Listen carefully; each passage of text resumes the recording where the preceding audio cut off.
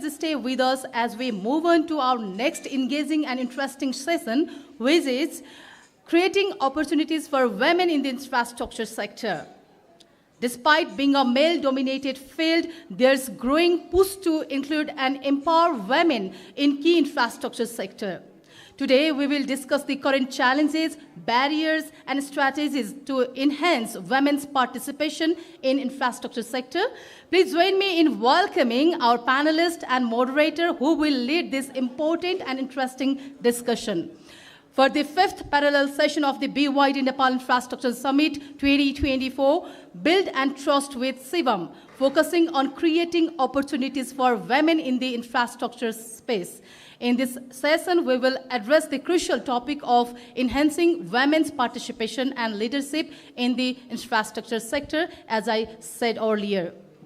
Let's begin our session on creating opportunities for women in infrastructure. To start, may I invite Mr. Nirvan Chaudhary, Coordinating Vice President for CNI Women Leadership Forum, to the stage to chair this session.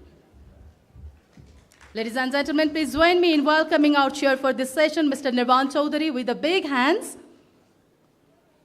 Next, we are honored to have Ms. Kavita Kasinathan, Head of Development at the Australian Embassy in Nepal, who will present her opening remarks on session.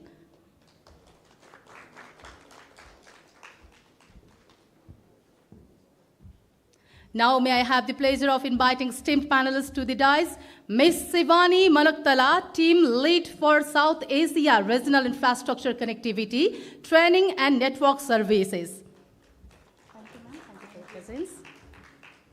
Would like to invite on stage Professor Mini Saji Thomas, Dean of the Faculty of Engineering at Jamia Millia Islamia, New Delhi, India. Thank you for gracing us with your presence, ma'am. Would like to invite on stage Professor Paula Banerjee, IDRC Indore Chair and Professor at the Asian Institute of Technology, Thailand. We are excited to hear your insights today. Thank you for being with us, ma'am.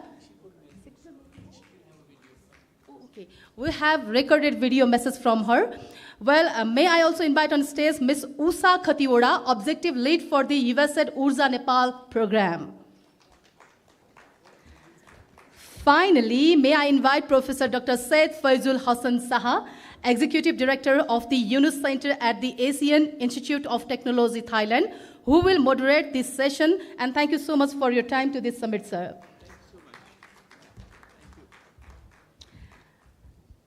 Ladies and gentlemen, what an incredible lineup of panelists, chair, and guests we have with us right now on stage. This truly represents inclusion and women's empowerment. We are honored to have such remarkable women from different countries who are demonstrating that women can indeed lead the world. Let's give a big round of cheer to these vibrant and inspiring leaders on stage for their outstanding contributions. Would like to remind our distinguished guests to use the NIS 2024 app for asking questions and engaging with our panelists. We would like to remind our moderator, Professor Dr. Saha, to manage this session timing with the timer right in front of you. If everything is set, I will now hand over the session to you. It's over to you, sir.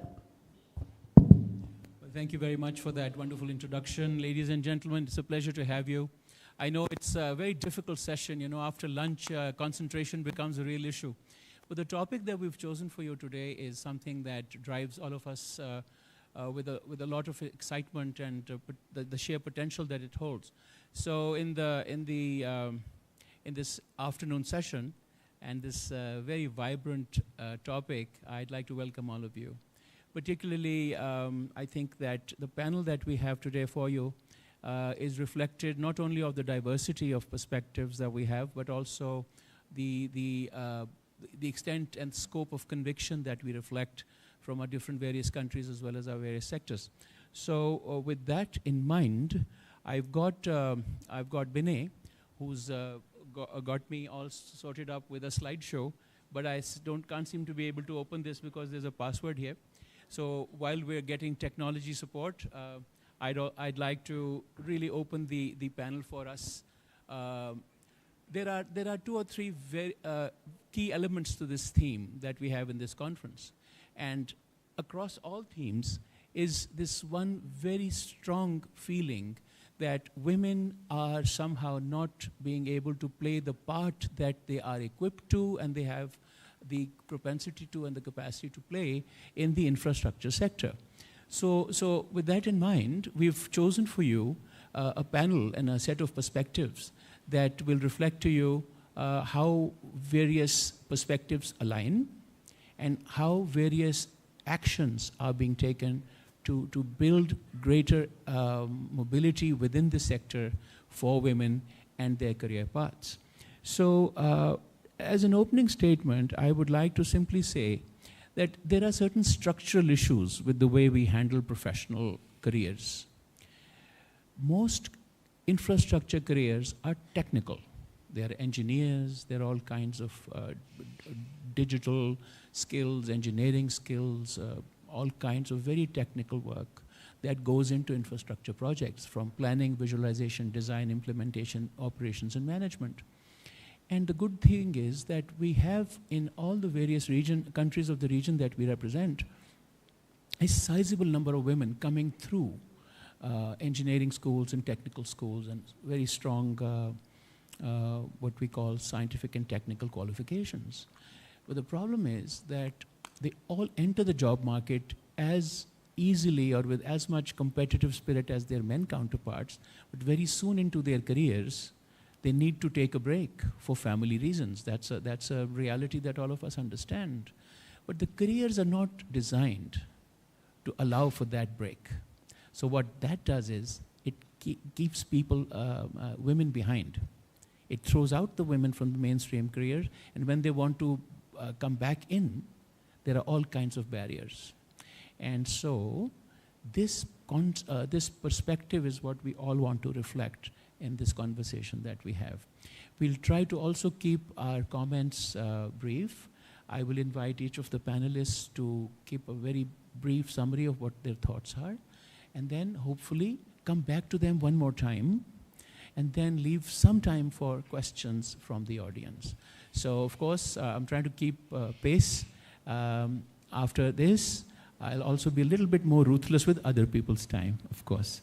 So with that in mind, my first request for opening comments is to our guest from the Australian Embassy, Ms. Kavita, who has been here with us representing the view of from the Australian side. May I just ask you to just open this panel with your comments, please.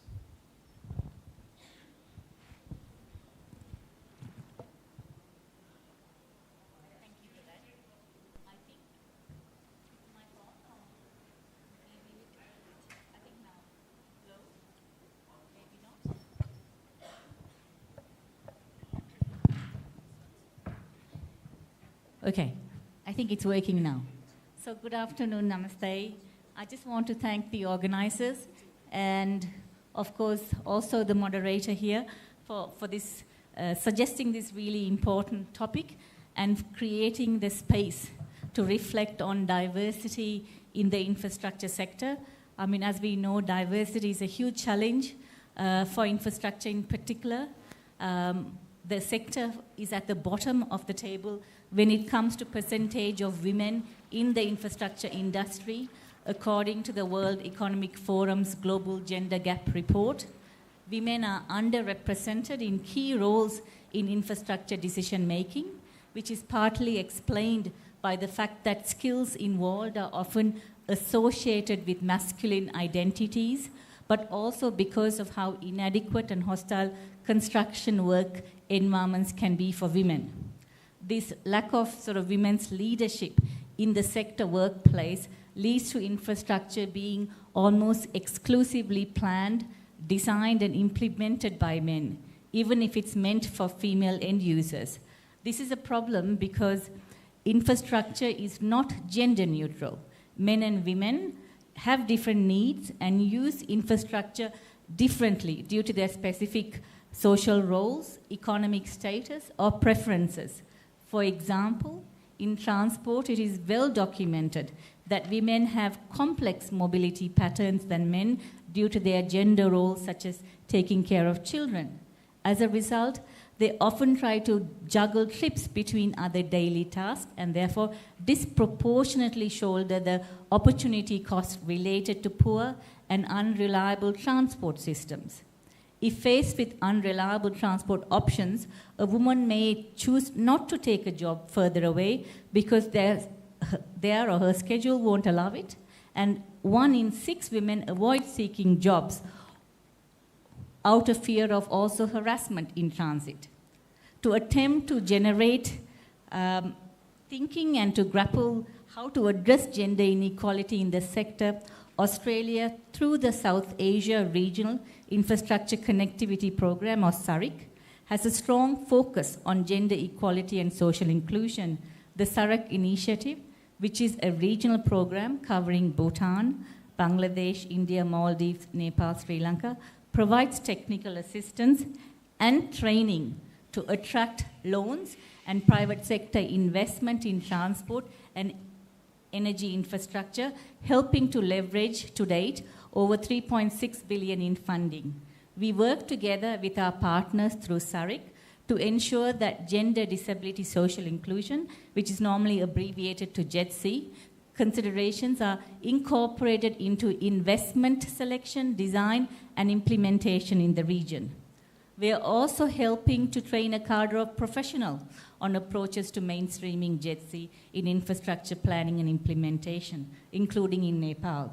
So far, through SARIC, we've trained over 228 infrastructure professionals, including 37 from Nepal, half of whom are women. We are also proud to be supporting a unique training initiative called SAR 100, which you'll hear more about in detail, that has trained over 100 women from the region to build leadership skills, which we hopefully will promote diversity in the infrastructure sector to respond to the region's most pressing energy issues. Australia was pleased to be associated with this training, which was developed in collaboration with leading institutions in the region, including the Asia Institute of Technology. For the sector to innovate and grow, we absolutely need more diversity, we need more women, we need more people living with disability engaged in the sector. We also need Nepal's diversity to be represented in the sector as well. In Australia, for instance, because that's the country that I'm most familiar with, we are trying to encourage women in the sector through a number of national programs. One such program is the National Women in Transport program, which was introduced to increase the number of women working in the Department of Transport and the entire transport portfolio. The program offers a broad range of opportunities for women to get involved in the transport sector through undergraduate scholarships, mentoring for engineers, as well as quotas for rail and infrastructure apprentices. Since its launch in 2017, the program has contributed to increasing the number of women in senior management roles in public transport operator workforce by 5%, which I think is a very positive step. Similarly, Australia has another program called the Infrastructure Skills Legacy Program to support contractors increase diversity of their workforce, which is a mandatory requirement for all infrastructure projects over 100 million Australian dollars in the Australian state of New South Wales. The program sets a number of skills, training, and diversity targets that agencies and contractors need to meet, including doubling the number of women in trade-related work. This is just some examples that Australia has introduced, and this is perhaps something that Nepal stakeholders can also consider in terms of what might be appropriate in the Nepal context. But absolutely, we need more diversity.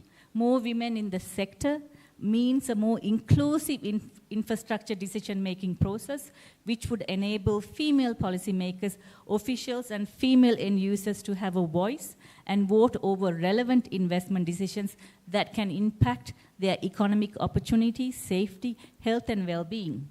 Australia is very much committed to this agenda, and through SARIC, a partnership between World Bank, IFC, and Palladium. We will continue to advocate for gender equality and social inclusion, and I encourage many of you here who are in leadership positions to think about how you might also contribute to making a difference to promoting diversity in the sector, and I really look forward to listening to our other panelists and contributing. Thank you.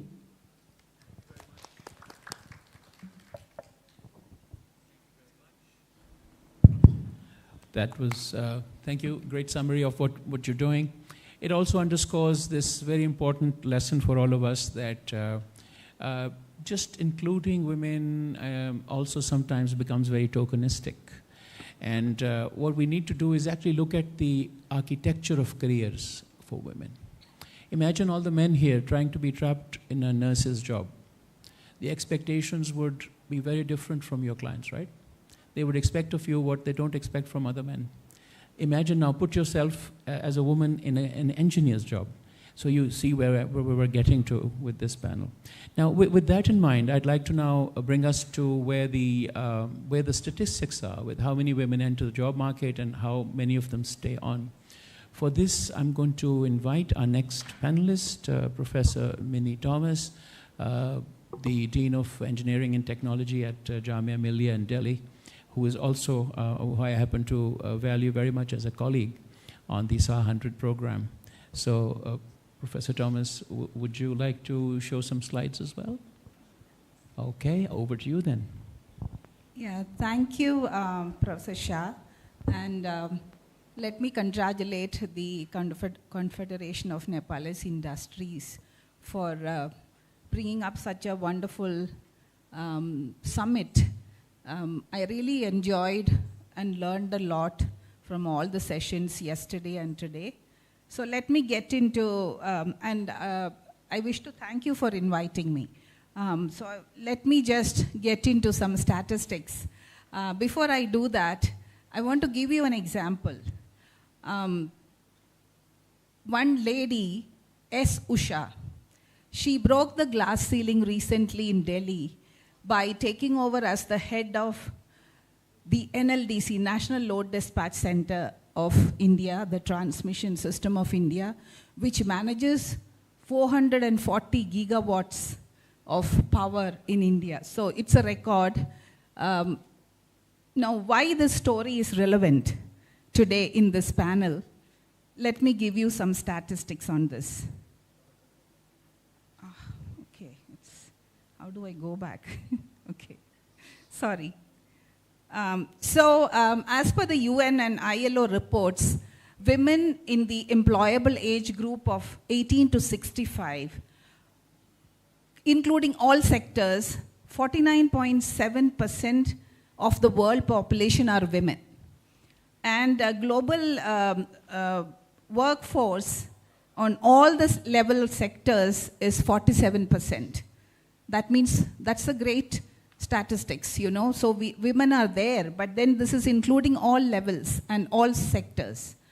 Coming to energy industry, women workforce worldwide, 22% only in conventional energy industry and 32% in emerging energy sector. So there is a great drop when it comes to, and this is worldwide statistics.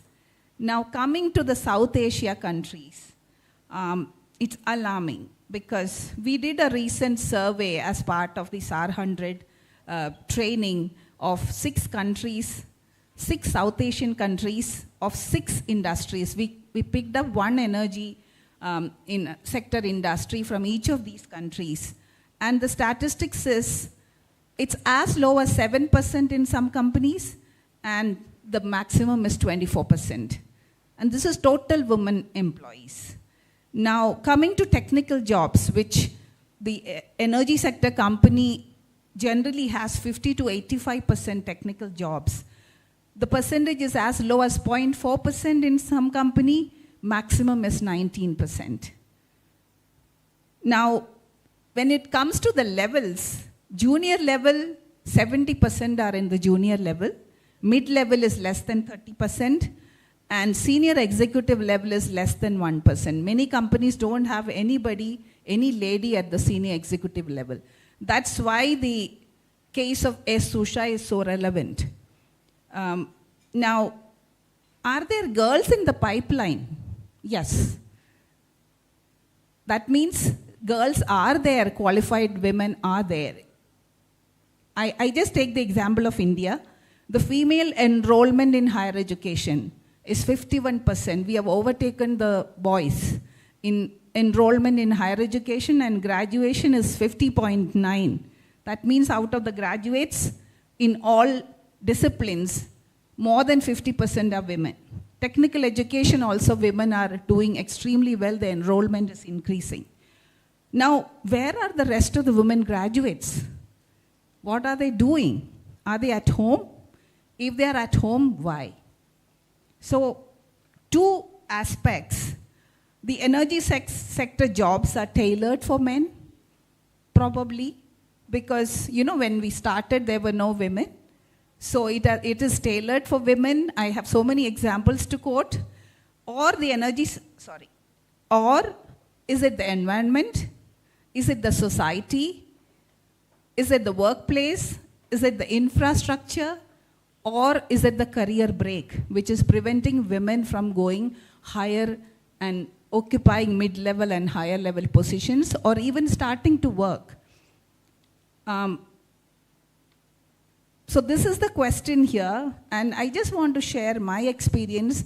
Other panelists will be explaining to you the other factors involved where women are sitting at home or are not going up the ladder. I would also say that, you know, I was also very fortunate to be the first woman director of NIT Trichy, which is a very prominent educational technical institute in India. We are 8th in the ranking. And I am also the first women dean of engineering at Jamia Millia, and many firsts. How could I achieve it? There are many factors, many factors which contributed to my growth. But one factor which I want to bring in here is, for all the professionals here, is professional society involvement. It helps you in two ways. This is for men and women. You know, when you are part of a technical society, you are up to date in your technical knowledge. Somehow you get updated, which is a main hindrance for women. That's my experience. And it helps in lifelong learning. And also the best part is the peer networking across the world. If you're a member of a technical society, international technical society, it gives you friends across the globe, professional friends, which again helps you grow in your profession, which has helped me immensely. We had an IEEE subsection in Nepal when I was the chair of Delhi section. I don't know whether it still exists. PES chapter, Women in Engineering chapter, all this we should bring in, and we should network with the rest of our peers in the world. Let's bring more women to work. The energy sector across the world and South Asia, including Nepal, is missing out on the special capabilities of women, including engineers. You know, how to bring in more women into the energy sector workforce, not only bring in women, how to equip them to lead. This is the question I'm leaving you with. Thank you very much for the opportunity.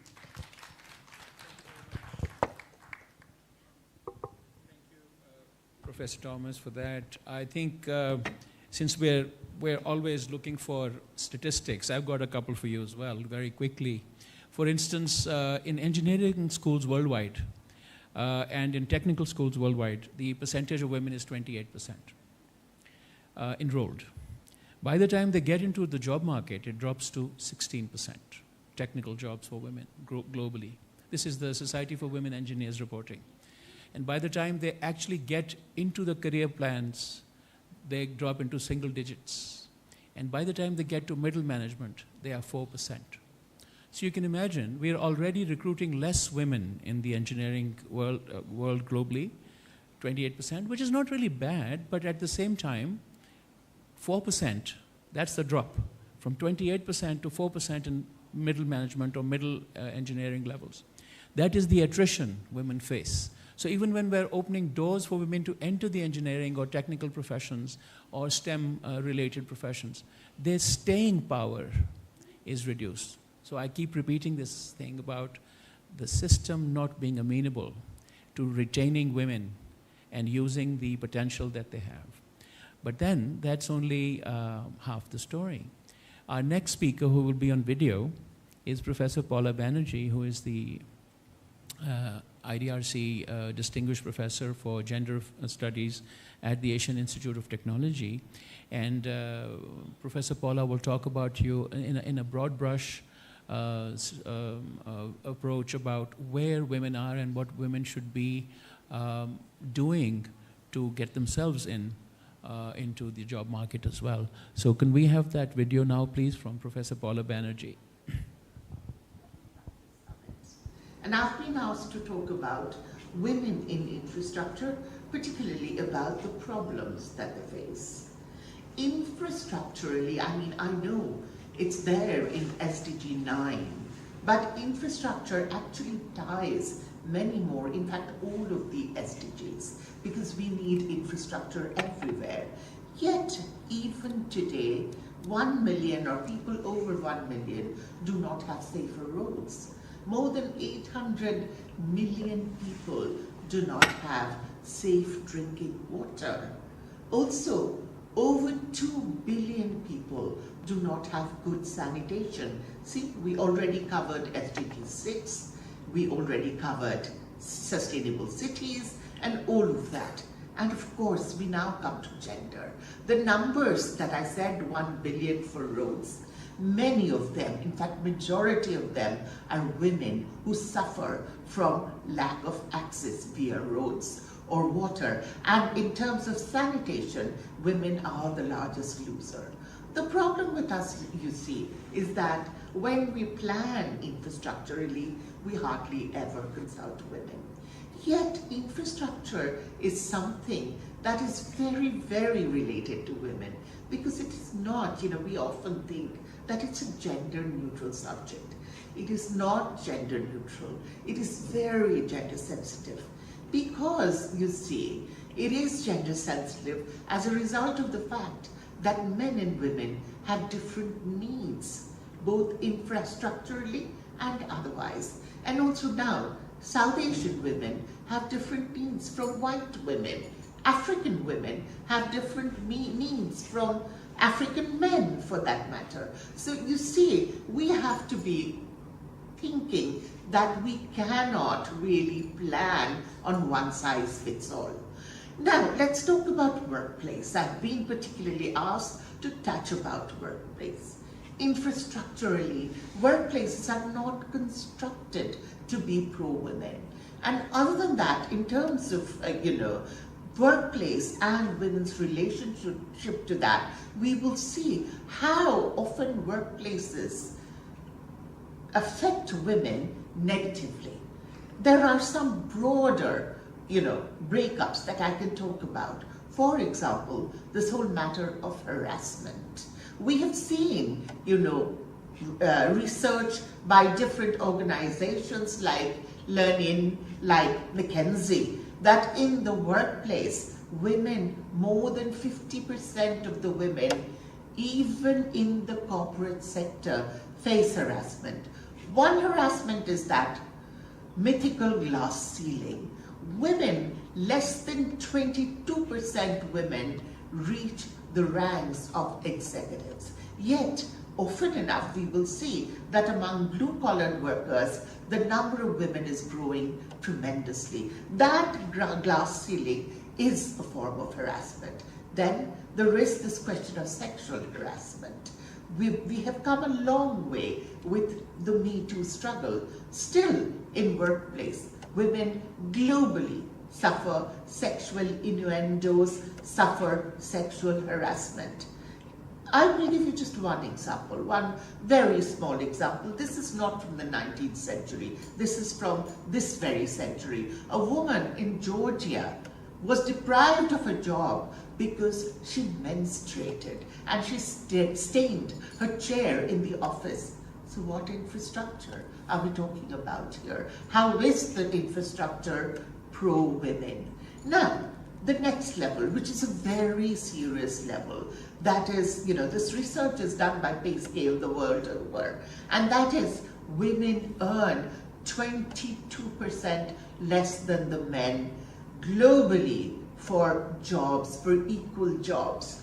In countries like Nepal or India, women are performing hysterectomies so that they can equally participate in the agricultural sector. Because when they don't go to job, they are denied wages. When women cannot work for pregnancies, then they suffer the penalty of pregnancies. In the agricultural sectors, women do not have, places to defecate. So, when we talk about workplace harassment, it is not just workplace harassment being a verbal abuse. It is all these problems infrastructurally that adds to this abuse. So there are challenges like workplace harassment, verbal, sexual harassment, pay gap, and then infrastructural gap. All of these make women weaker. And today is the time when we should go forward. So with Adije, the Nigerian poet, I will say, I matter, and I matter equally. And I will ask all my sisters to repeat it with me. I matter, and I matter equally. Thank you very much.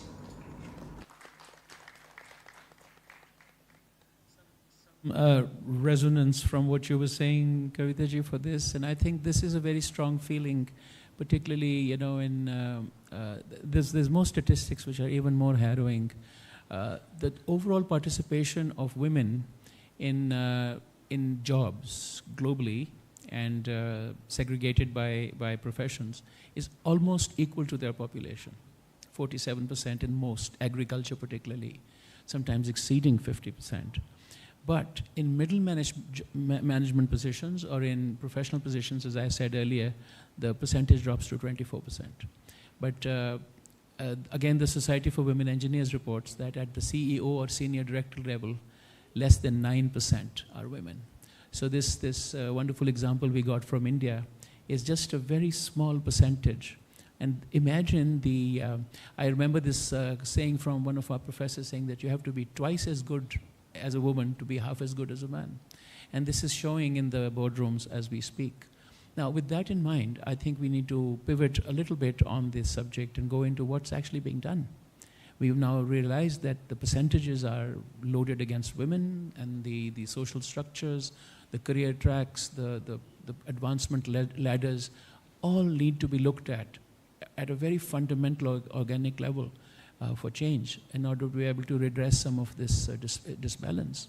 But then what are we doing? Are we also contributing to somehow bridging this gap? And for that in mind, I've got Ushiti, I've got yourself. We have got Ms. Usha is here from USAID. She's the private sector engagement lead with USAID. And I think there's some exciting stuff that USAID is doing to balance some of this imbalance that we saw. Over to you.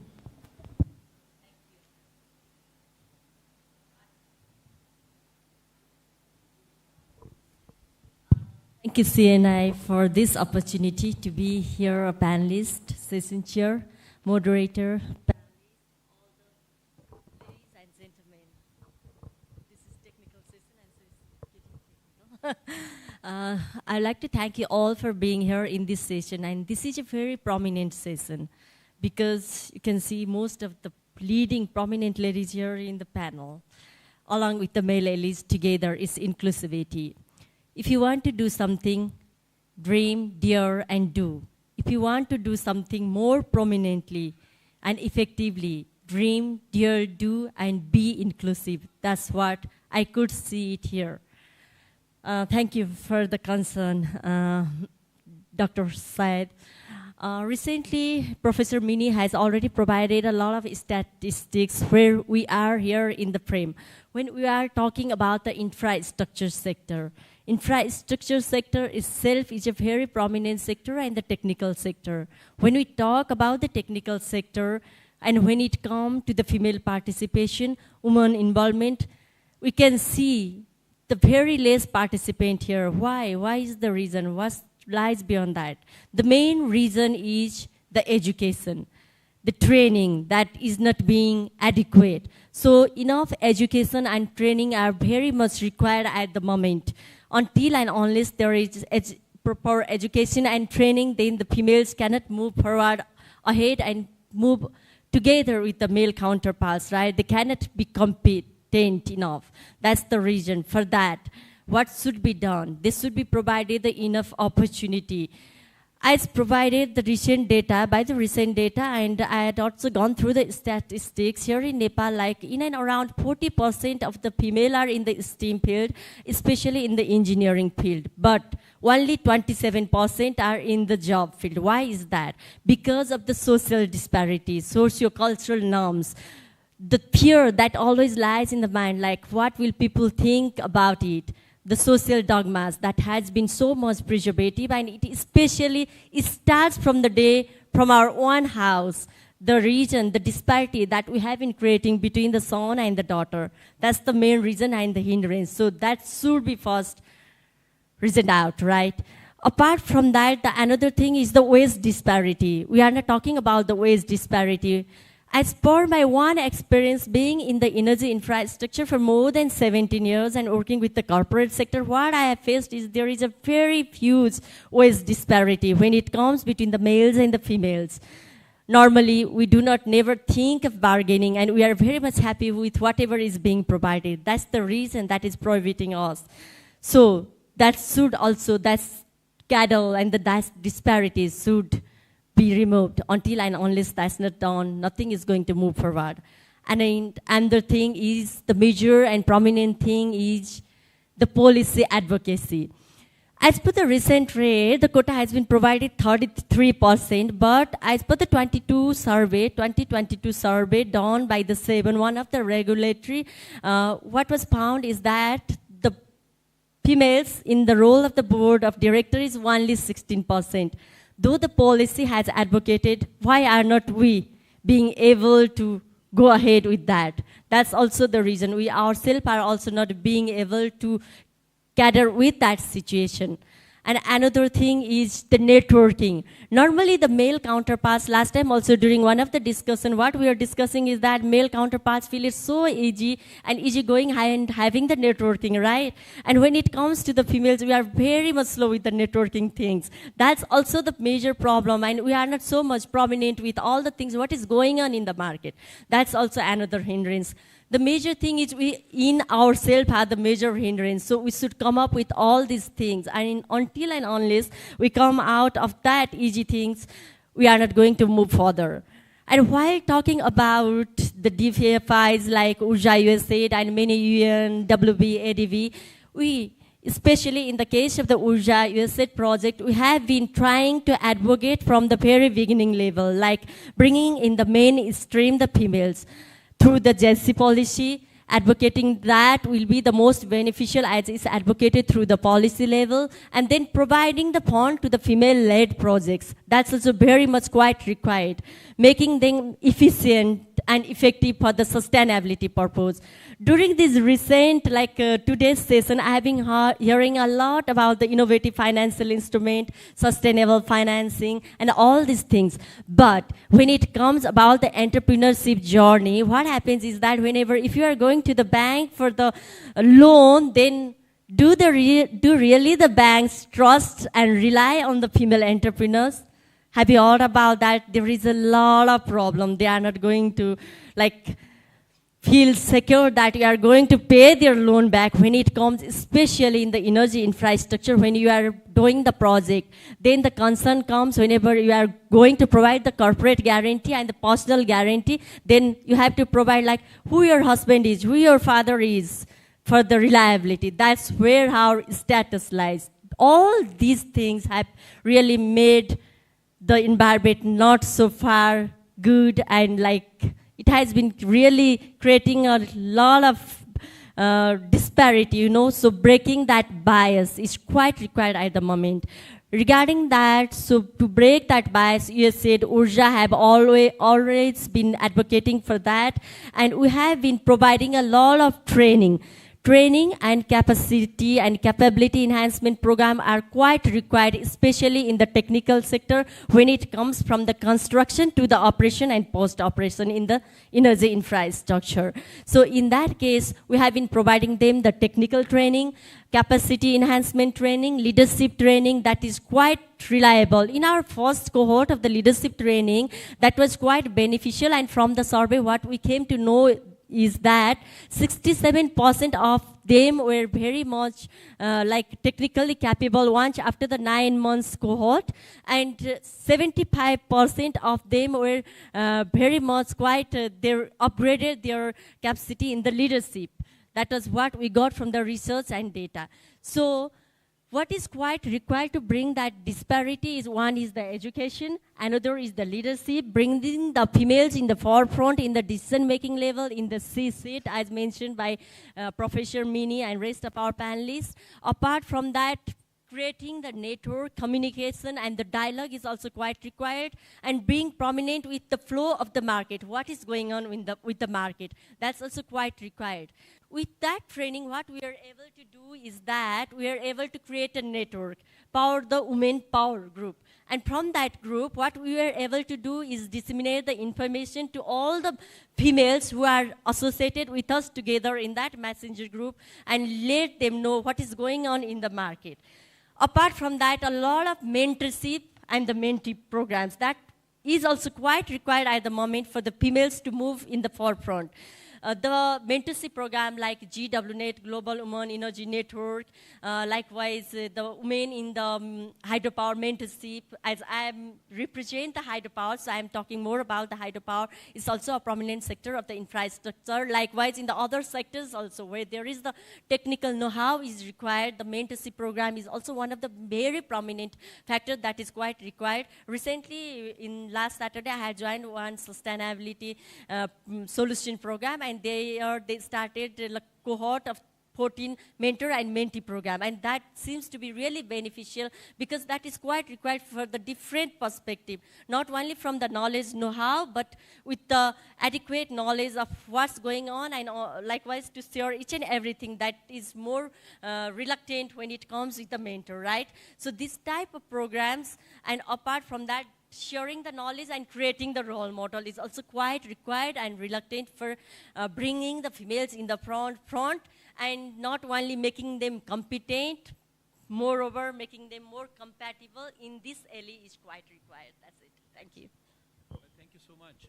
This was quite, it reinforces a lot of what the panel is saying, and it also points out two very important things. One is creating opportunities for female-led programs. We've seen numerous times, doesn't even have to be proven, I think, that when you put women in charge of things, not only do they change in the way they are addressed, they actually improve efficiency and effectiveness. There's a number of data sets on that. And one of the most important examples here is the example from the UNIS model, which is Grameen Bank, Nobel laureate program.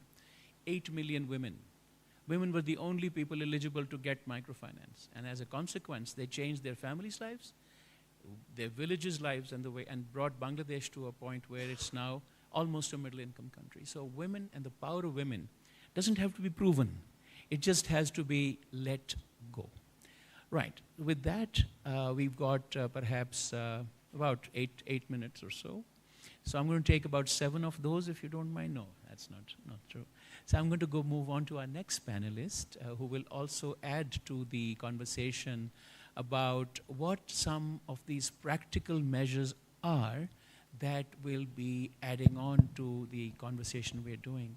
I'm particularly impressed by this idea of mentorship, and I hope Ms. Shivani will take some example from our experience of how women role models are also a very good way to put women in leadership positions. So over to Ms. Shivani Manaktala, who is representing Palladium, but also leads one of the SARIC training programs along with us at the Asian Institute of Technology. Over to you. Thank you so much.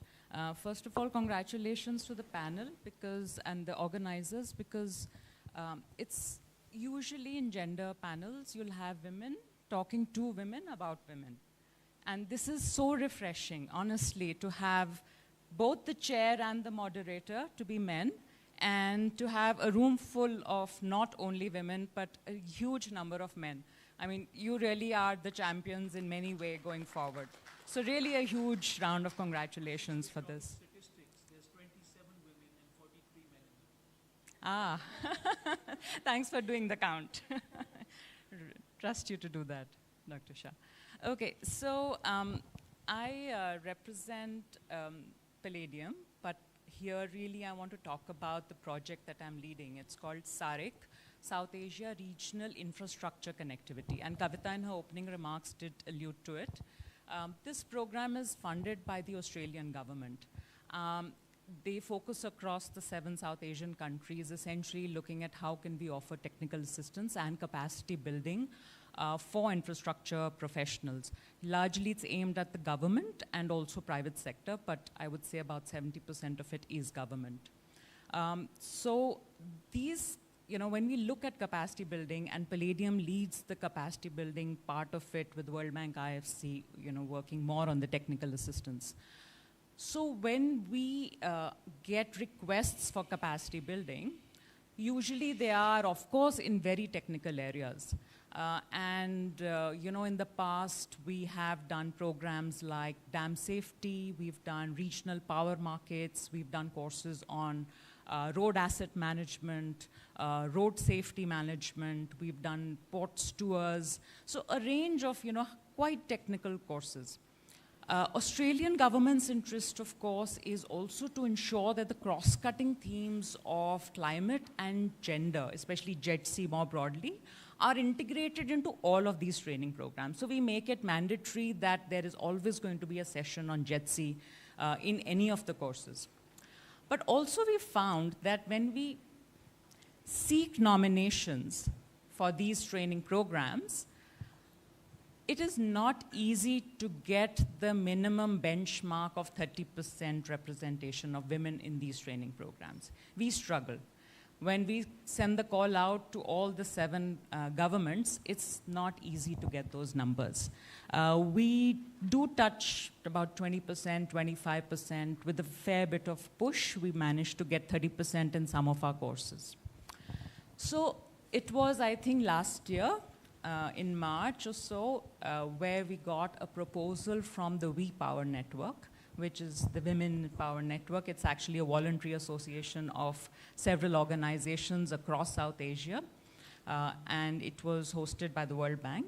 So when we received a proposal saying that the We Power Network believes that mid-career women professionals in the energy sector do require to build their capacities in both in technical skills as well as leadership roles. So can we do something under SARIC? Can the Australian government potentially fund something like that? So it actually, it came as a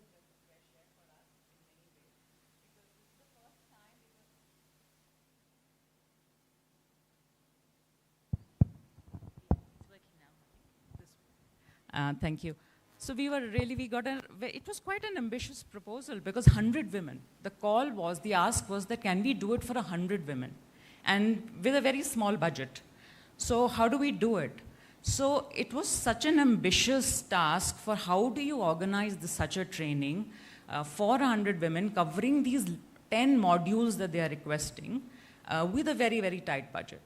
So we found a real partner in AIT, and Dr. Shah really is the one who led that design of that, to come together that how do we do this? So we actually designed this training program as a virtual program. This is, again, the first time we were doing it under SARIC. So far, it was all in-person kind of training, short courses, 2 weeks, 1 week, 3 weeks. So this is the first time a program was designed for mid-career women, 100 of them across 7 countries, over an 8-month period.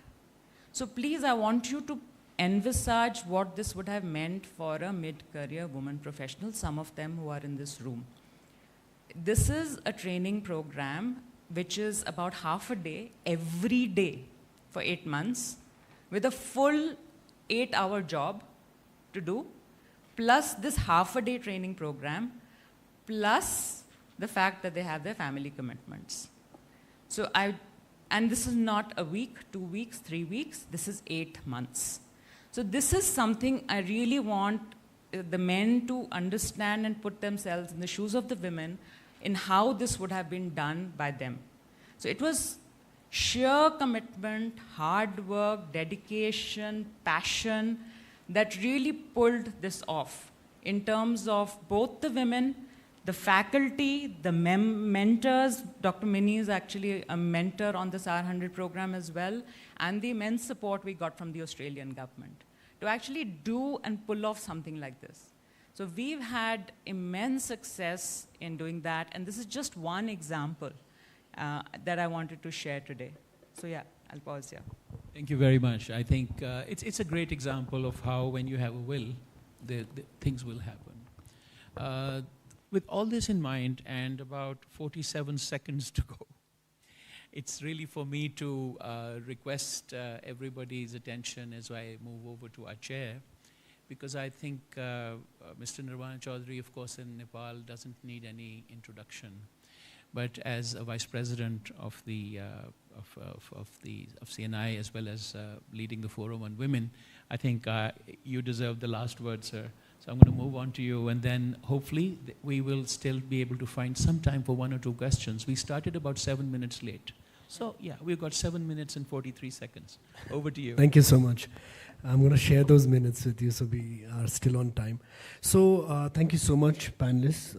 All of you individually through your organization are doing phenomenal work. Grassroots level, policy level, respected guests who have come here. You know, on behalf of CNI,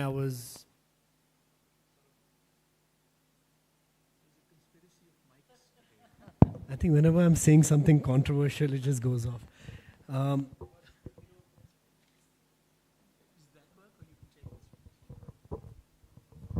Sorry about that. You know, one of the privileges of being as a vice president of CNI is we get, it's a discussion we have, which panel would you want to participate in? And for me, it was a no-brainer. I wanted to be part of this panel, be amongst such successful, you know, women leaders in the respective field. But I'm not going to read a speech, also given a constraint of time, but just going to share a couple of minutes of what I feel. In Nepal's context, we've heard the stats, we've heard the different initiatives that's happening. Are the issues of women representation in the infrastructure sector a concern? Yes. Is it alarming? My personal perspective, no. I think over the last decade, you know, with the policy changes, with number of socioeconomic patterns changes, with education reforms happening, with policy reforms, and Nepal's really taking a lead which can be an example in the global platform where strict representation of women at the board level or at different representation is really, really strict in terms of what needs to be practiced in our context. So it's a phase that is, it's a wave that has already started. You know, today if a woman leader who wants to lead an infrastructure-led company, are there bottlenecks? No. I mean, I myself, I am into energy, for example, part of infrastructure, and my CEO used to be a lady. Phenomenal. You know, she studied engineering. She was also advising based on I had sort of pushed her, you're so knowledgeable, why don't you advise other multilateral agencies? And then I pushed her to sort of start her own infrastructure consultancy platform. So do we have bottlenecks there? I don't think so. You know, predominantly we've seen infrastructure in our heads is construction. Energy means it's a very male-dominated sector where the female are not sort of envisaged to be part of it. But when we talk about infrastructure in the context that we're sitting in this summit, it is a very, very large domain. You look at agriculture, right? I think majority of the people who are involved in agriculture are already women in Nepal. But why we don't take them into account as the gender balance or the statistics of people in infrastructure is because they are not getting employed by someone. They're working in their own farmyards, in their own farms, cultivating their own crops and selling it to someone else who might be represented by a male-dominated company or an platform. So I also know that in Nepal's context, let me share with you just 2 or 3 examples. Number one, I mean, we all talk about, we've heard different panels that there are 3,000 youths leaving the country. Out of this 3,000 youths leaving the country every day, 70% men, right? 30% women are there. But now, if you're seeing this over the last 10 years' time, the amount of women in the workforce that are building up in Nepal's context is just getting higher and higher. Now, in the same way, if you draw in one parallel, Nepal's got various banks and financial institutions. Are all put together financial institutions, banks, number of branches, last mile deliveries, about 5,000 branches. Now, even at a policy level, if we decide that once a month, one branch is able to provide loan to one woman for one of the projects regarding infrastructure. And we're talking about 50,000 women coming up with new ideas and new programs, etc. I mean, these are low-hanging fruits which already exist in our country. Today we have our own group, for example, we run this program called Unnati, where we've put together art and craft cultural village, and we train about 300 women artisans and craftswomen all over Nepal, trying to preserve and conserve the ethnic art and crafts of this country. Now, why would they do this? Firstly, they're already skilled. They would do this because they leverage private sector's ecosystem by marketing the product to a different platform where otherwise they would be selling it for $1. Now they're selling it for $10. Much more value out of it. So unless we have an economic ROI, the growth of women into the economic sector is not going to grow. So the low-hanging fruit is, again, single biggest opportunity I see in Nepal, which we need to accelerate, which is already happening quite well, is access to finance. There is a large number of, I'm not talking about banked and unbanked, but a large number of women also who are already into the smartphone, who are smartphone users, who have access to the digital finance, access to knowledge on various skills, etc. The second one is skills development. It is very, very important. Like we run about 5 skills development center, training about 800 people a year, and out of that 70% is women. And what we do is that because there's an opportunity for them to go outside, that becomes an accreditation agency. But if not, we sort of employ them in our company. And our company today, we have 42% women, 50% men. And by 2030, we want to get into 50-50. But at the same time, there are companies which we have in a country where 70% of our company is women. And that's the best performing company for us. But how has that happened? Because that country was in a similar situation Nepal was 10 years ago. That country has 3 out of 4 people in that country is women, because majority of the men have gone out for immigration and for job work outside. So, I mean, no question asked about, the statistics on women being in a high-level company, gender equality happening, the company is more profitable, culturally good. No questions. I think all my panelists have spoken about that. The panelists have spoken about the advantages and the need for skills development and the amplifying impact it has. But some of the smallest things, for example, in Nepal, majority, I don't remember the statistics, but a large number of girls wouldn't go to schools in rural areas. Now, if you found out why, it wasn't because of any discrimination for fees or if they didn't have money to pay for it. It was because that schools didn't have a separate boy and girls toilet. So sometimes, if you want to amplify and change it, the government needs to take a lead along with private sector execution and public sector policies and experiences. So to sum up, I think In Nepal, one of the advantages we have is in a population of 30 million, we have close to 50,000 NGOs over here, or it is registered ones. So there's a lot of knowledge floating around, right? A lot of work and research that's gone around. I think time has come for us to execute that with a strong public-private partnership, because the government cannot execute these projects like private sector can. Private sector cannot make that difference at large, which the government can. And both of them do not have that much of research, knowledge, learnings than the public sector, public policy institutions, multilateral agencies, NGOs. So when we all come together, I think we'll be on the right track. So thank you.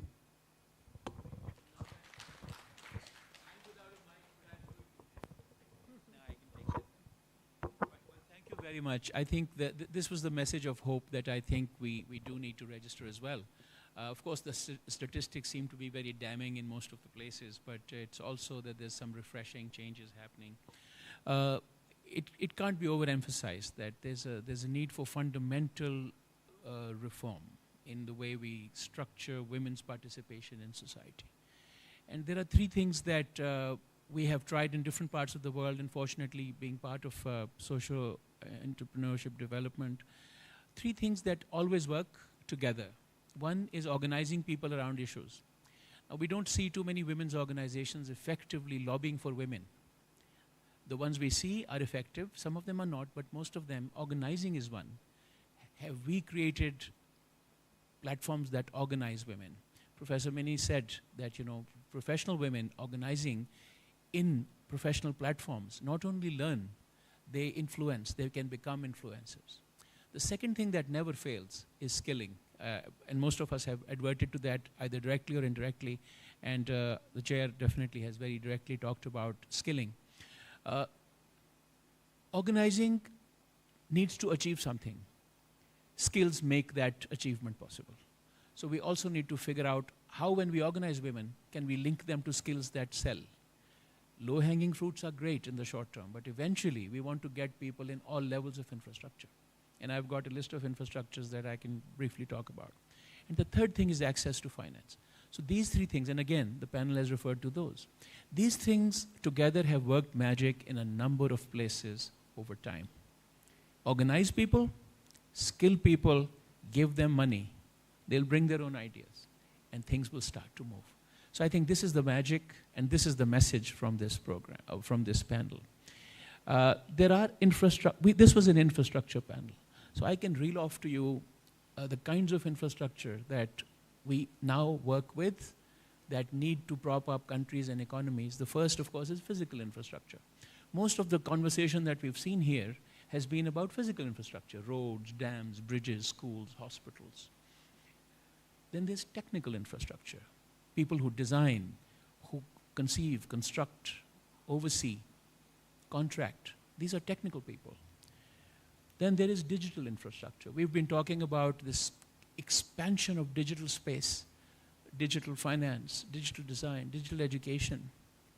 So and the example that we heard from Sarek, we've used the power of digital education to actually bridge the gaps.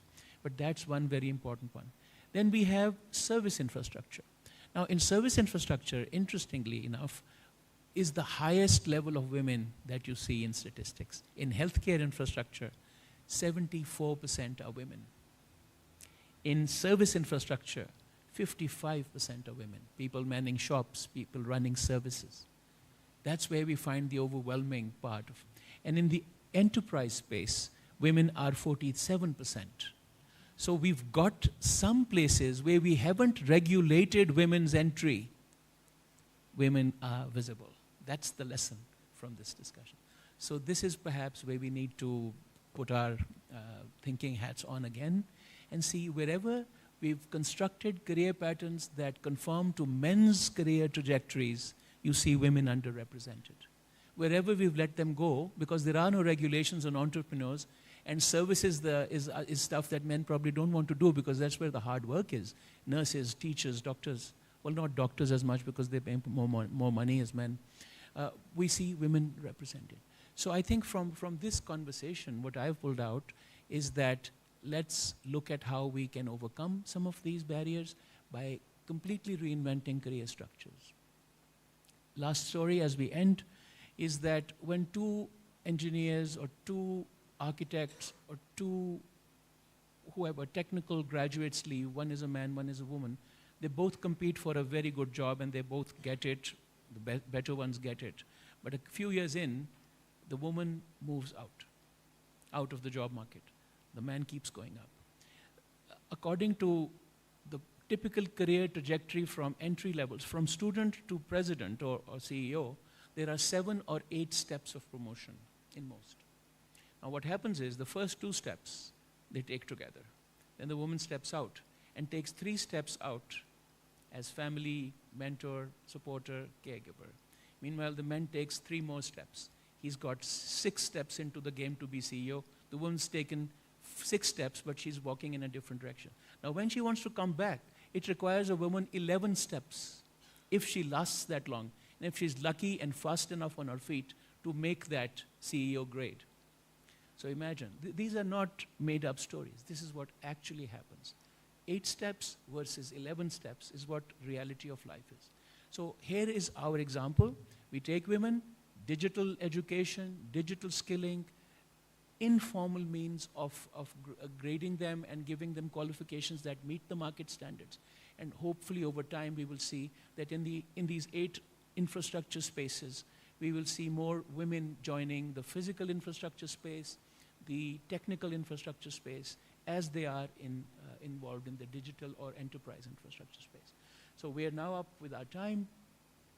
I think since nobody wants to run away, I don't see any body positioning, I'd like to recognize 2 very important participants in this. One is Dr. Bindu Lohani. This idea of the 100 women came from Dr. Lohani. We were in Bangkok in the V-Power meeting, and as usual, as I tend to go on, I have talked about this breaking the barriers, and he said, how about we do 100% pilot fires?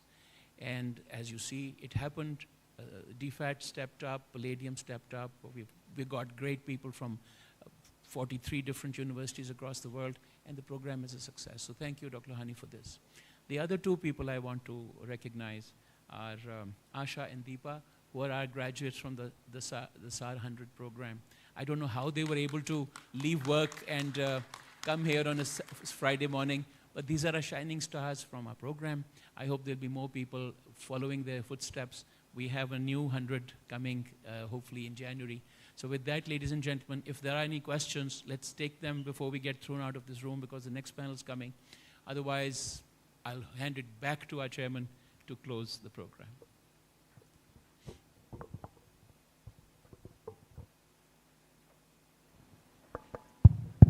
I think you've just ended it so beautifully. I do not want to, Questions? Yeah, hands are coming up. In which case, we can take a couple of questions? How are we doing for time, madam? Time's over, guys. So let's ask your questions, and then as we step out, maybe you can get closer to the panel and ask your question. Yeah. So you can ask your question, and then we close. You can ask. Yes, absolutely.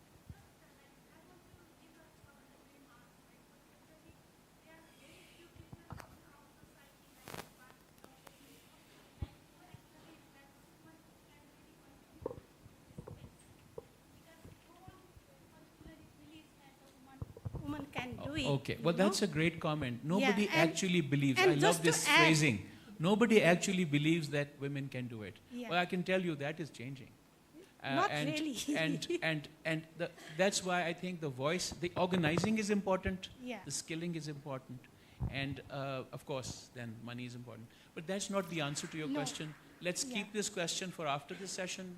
I'm sure there'll be a I lot just of... want to add something more. Like, That- for yeah, sure, example, like if we look at the yesterday session, then there was only one woman representative in whole session.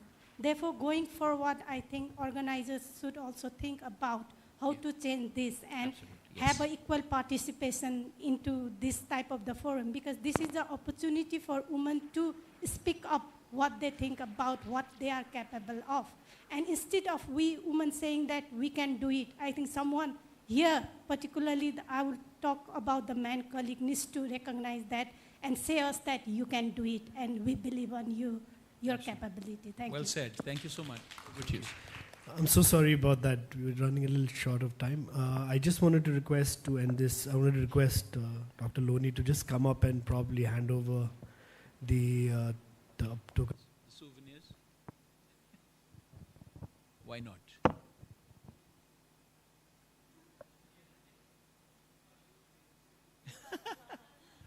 He's thinking his next big idea, so we'll let Dr. Lohani do that. Yes, thank you so much. My thanks to the panel once more, the chair, each of our wonderful panelists. And ladies and gentlemen, thank you for making time. It was such a wonderful and interesting session. Ladies and gentlemen, give a big, big round of applause to our distinguished speakers, chair, panelists, and our moderator for this spectacular conversation. Thank you for the stimulating discussion on creating opportunities for women in the infrastructure space. Your valuable insights and contributions today have shed light on important issues and strategies for advancing gender equality in this sector. One key takeaway from this session, what I wanted to mention here is that pursuing a career in the infrastructure field is not easy for women. From recruitment to leadership roles, they face numerous challenges. However, it's not impossible for them to succeed in the long run. Times have changed, and women have proven their capabilities globally, achieving remarkable success. So, ladies and gentlemen, let's give a resounding round of applause to all the women around the globe who are working tirelessly in the infrastructure space. Thank you very much. Thank you for the wonderful session. We will now present token of appreciation to our chair, speaker, panelist, and moderator as a gesture of gratitude for their remarkable contributions to the discussion. For this, I kindly request Mr. Rajesh Kumar Agrawal, President of CNI, to join us on stage to present this token of appreciation.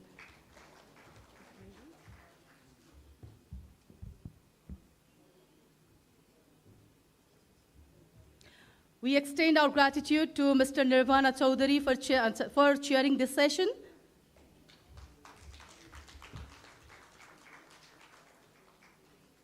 Likewise, Ms. Kavita Kasinathan for her insightful remarks.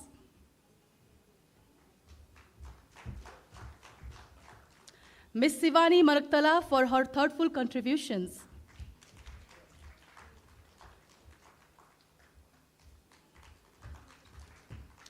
Professor Mini Saji Thomas for her valuable insights.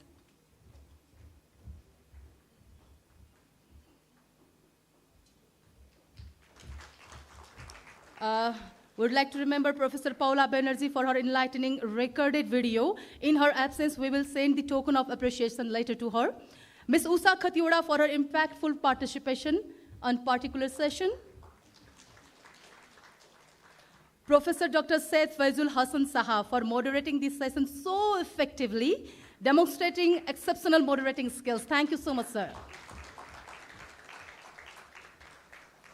And I would like to thank Mr. Rajesh Kumar Agrawal, President of CNI, for presenting token of appreciation to our panelists. Thank you, sir. I would like to request our speaker, chair, panelist, and moderator to please remain on the stage for a group photo to remember this wonderful moment in the future.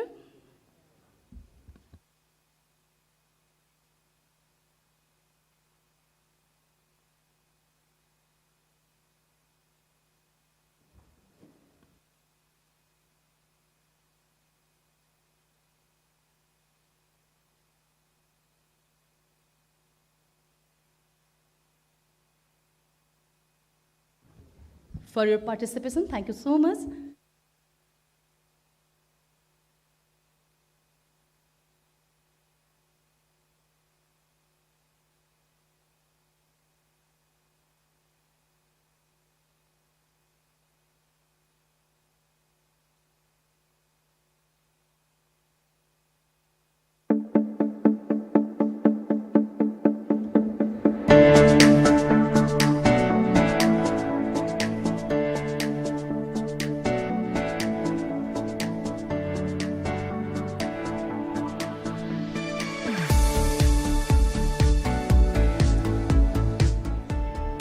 Yes, we have now concluded this session and will proceed to our next session shortly.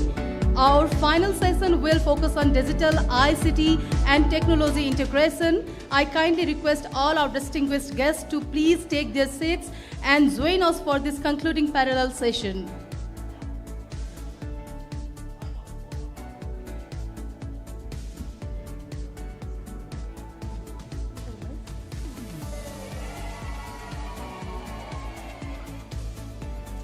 आजको हाम्रो यो हलमा हुने अन्तिम सेसनका लागि कृपया म सम्पूर्ण महानुभावहरूलाई हलभित्र रहिदिनु हुन हार्दिक अनुरोध गर्न चाहन्छु र यसपछिको हाम्रो अन्तिम सेसन हुनेछ जुन हामी डिजिटल आइसिटी र टेक्नोलोजी इन्टिग्रेसनको विषयमा चर्चा परिचर्चा गर्नेछौँ।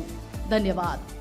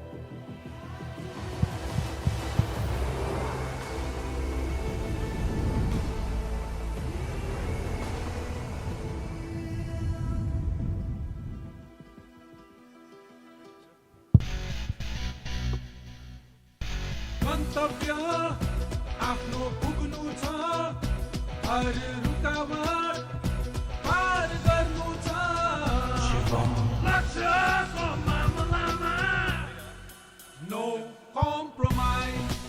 जसरी आफ्नो क्षेत्रमा तपाई सधैँ भन्नुहुन्छ नो कम्प्रोमाइज, त्यस्तै शिवम सिमेन्ट क्वालिटीको मामलामा no compromise.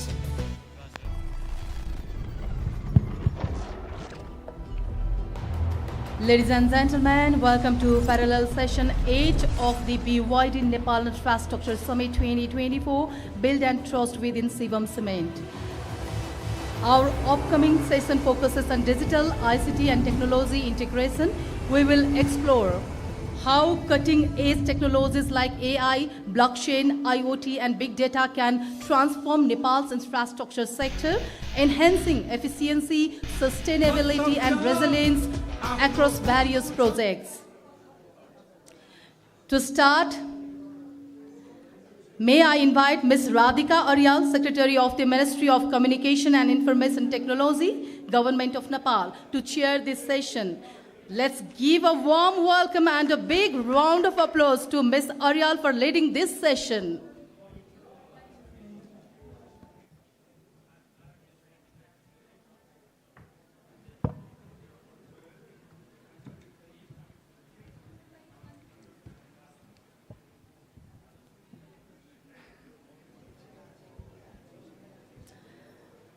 Next, I would like to invite our keynote speaker, Dr. Kishore Dhungana, Chairman of Seekers Solution Private Limited, to deliver his keynote address.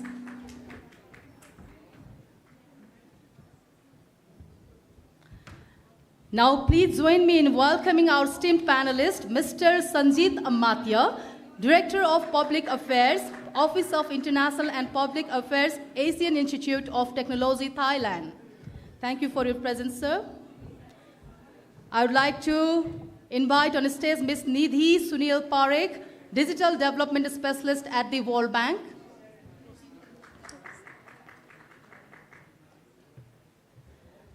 Likewise, I would like to invite on stage Mr. Sunil Suwal, Senior Lecturer at Metropolia University of Applied Sciences, Finland. I would like to call Mr. Sanjay Golsa, Managing Director of Neo Assure and Neo Terek, Nepal.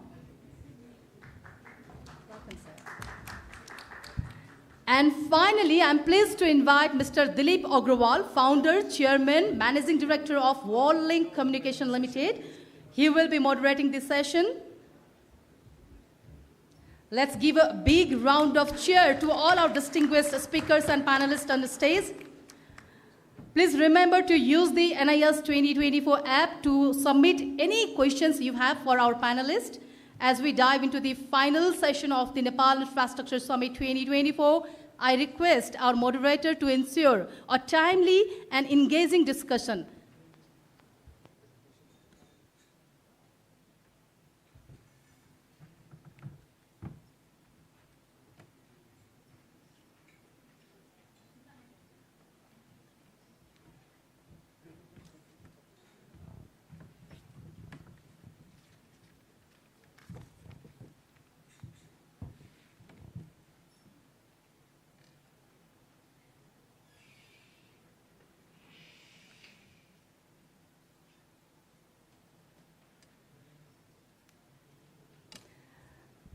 If all is set, I request our moderator to ensure a timely and engaging discussion. Mr. Agrawal, the time is yours, floor is yours. Over to you. Thank you very much. Thank you very much. Thank you for inviting us on stage. Welcome, ladies and gentlemen, to this session. I'm pleased to be sharing the stage with such eminent personalities with much more knowledge in IT than I have. We have academicians from international places. We have World Bank experts. We have IT entrepreneurs who have been involved for decades. And we have our respected secretary representing the government of Nepal, Radhika Aryal, madam. So thank you all. I would like to hand it over to our keynote speaker, Dr. Dhungana, please.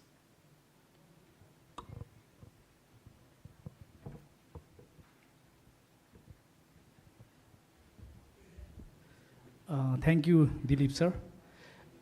Respected session chair, distinguished speakers, panelists, and all the highly knowledgeable audiences. So I really would like to thank a lot to the CNI for providing this great opportunity to present about the digitalization.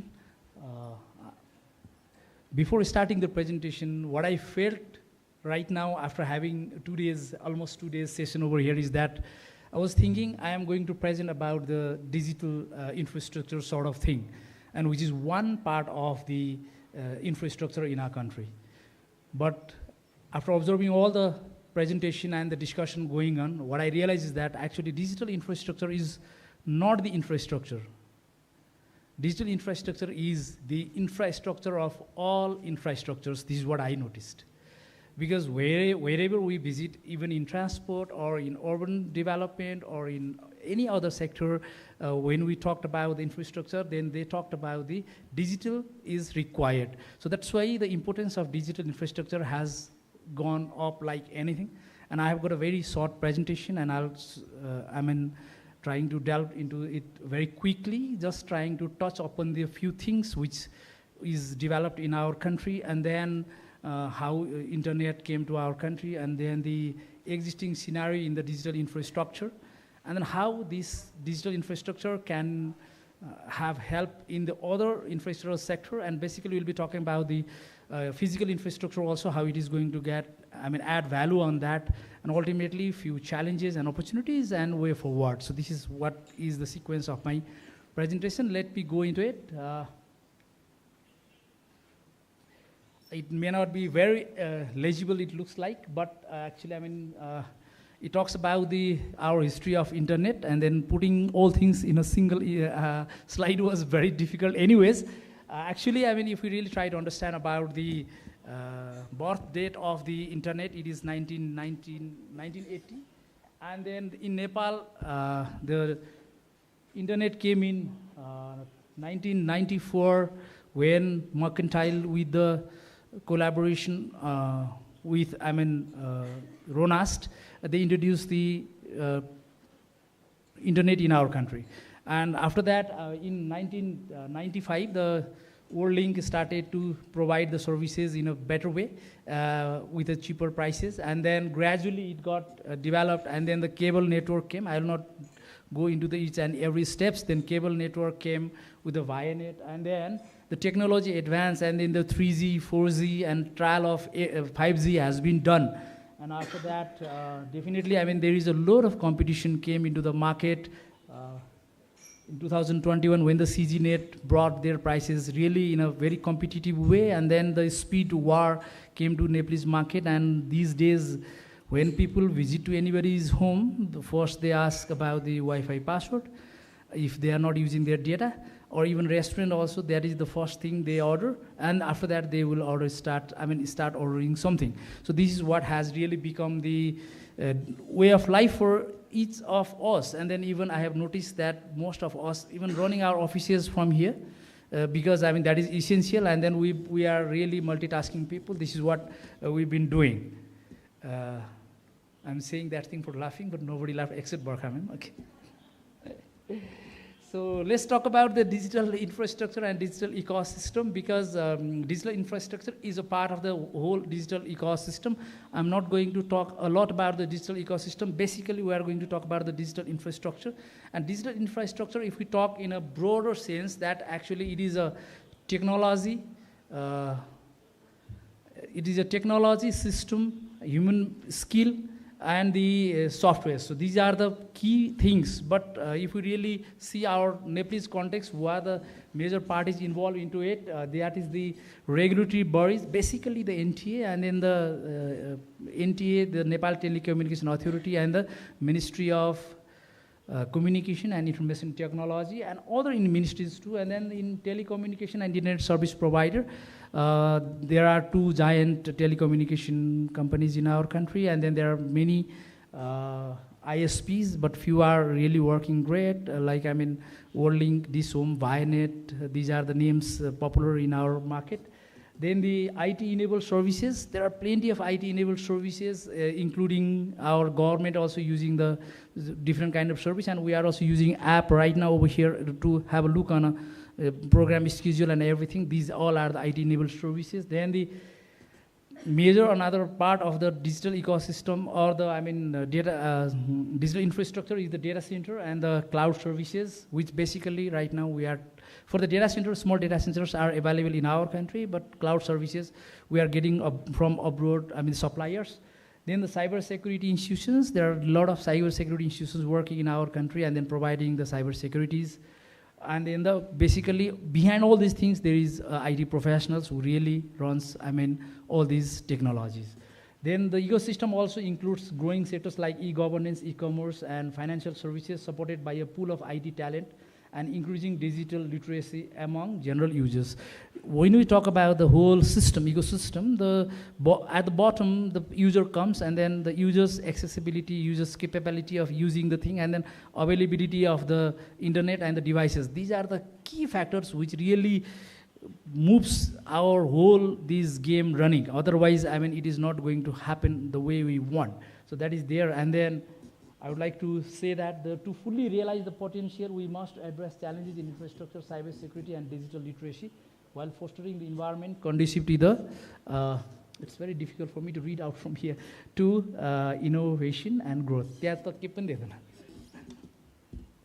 can see nothing there. Okay, so let's talk about the existing status of digital infrastructure.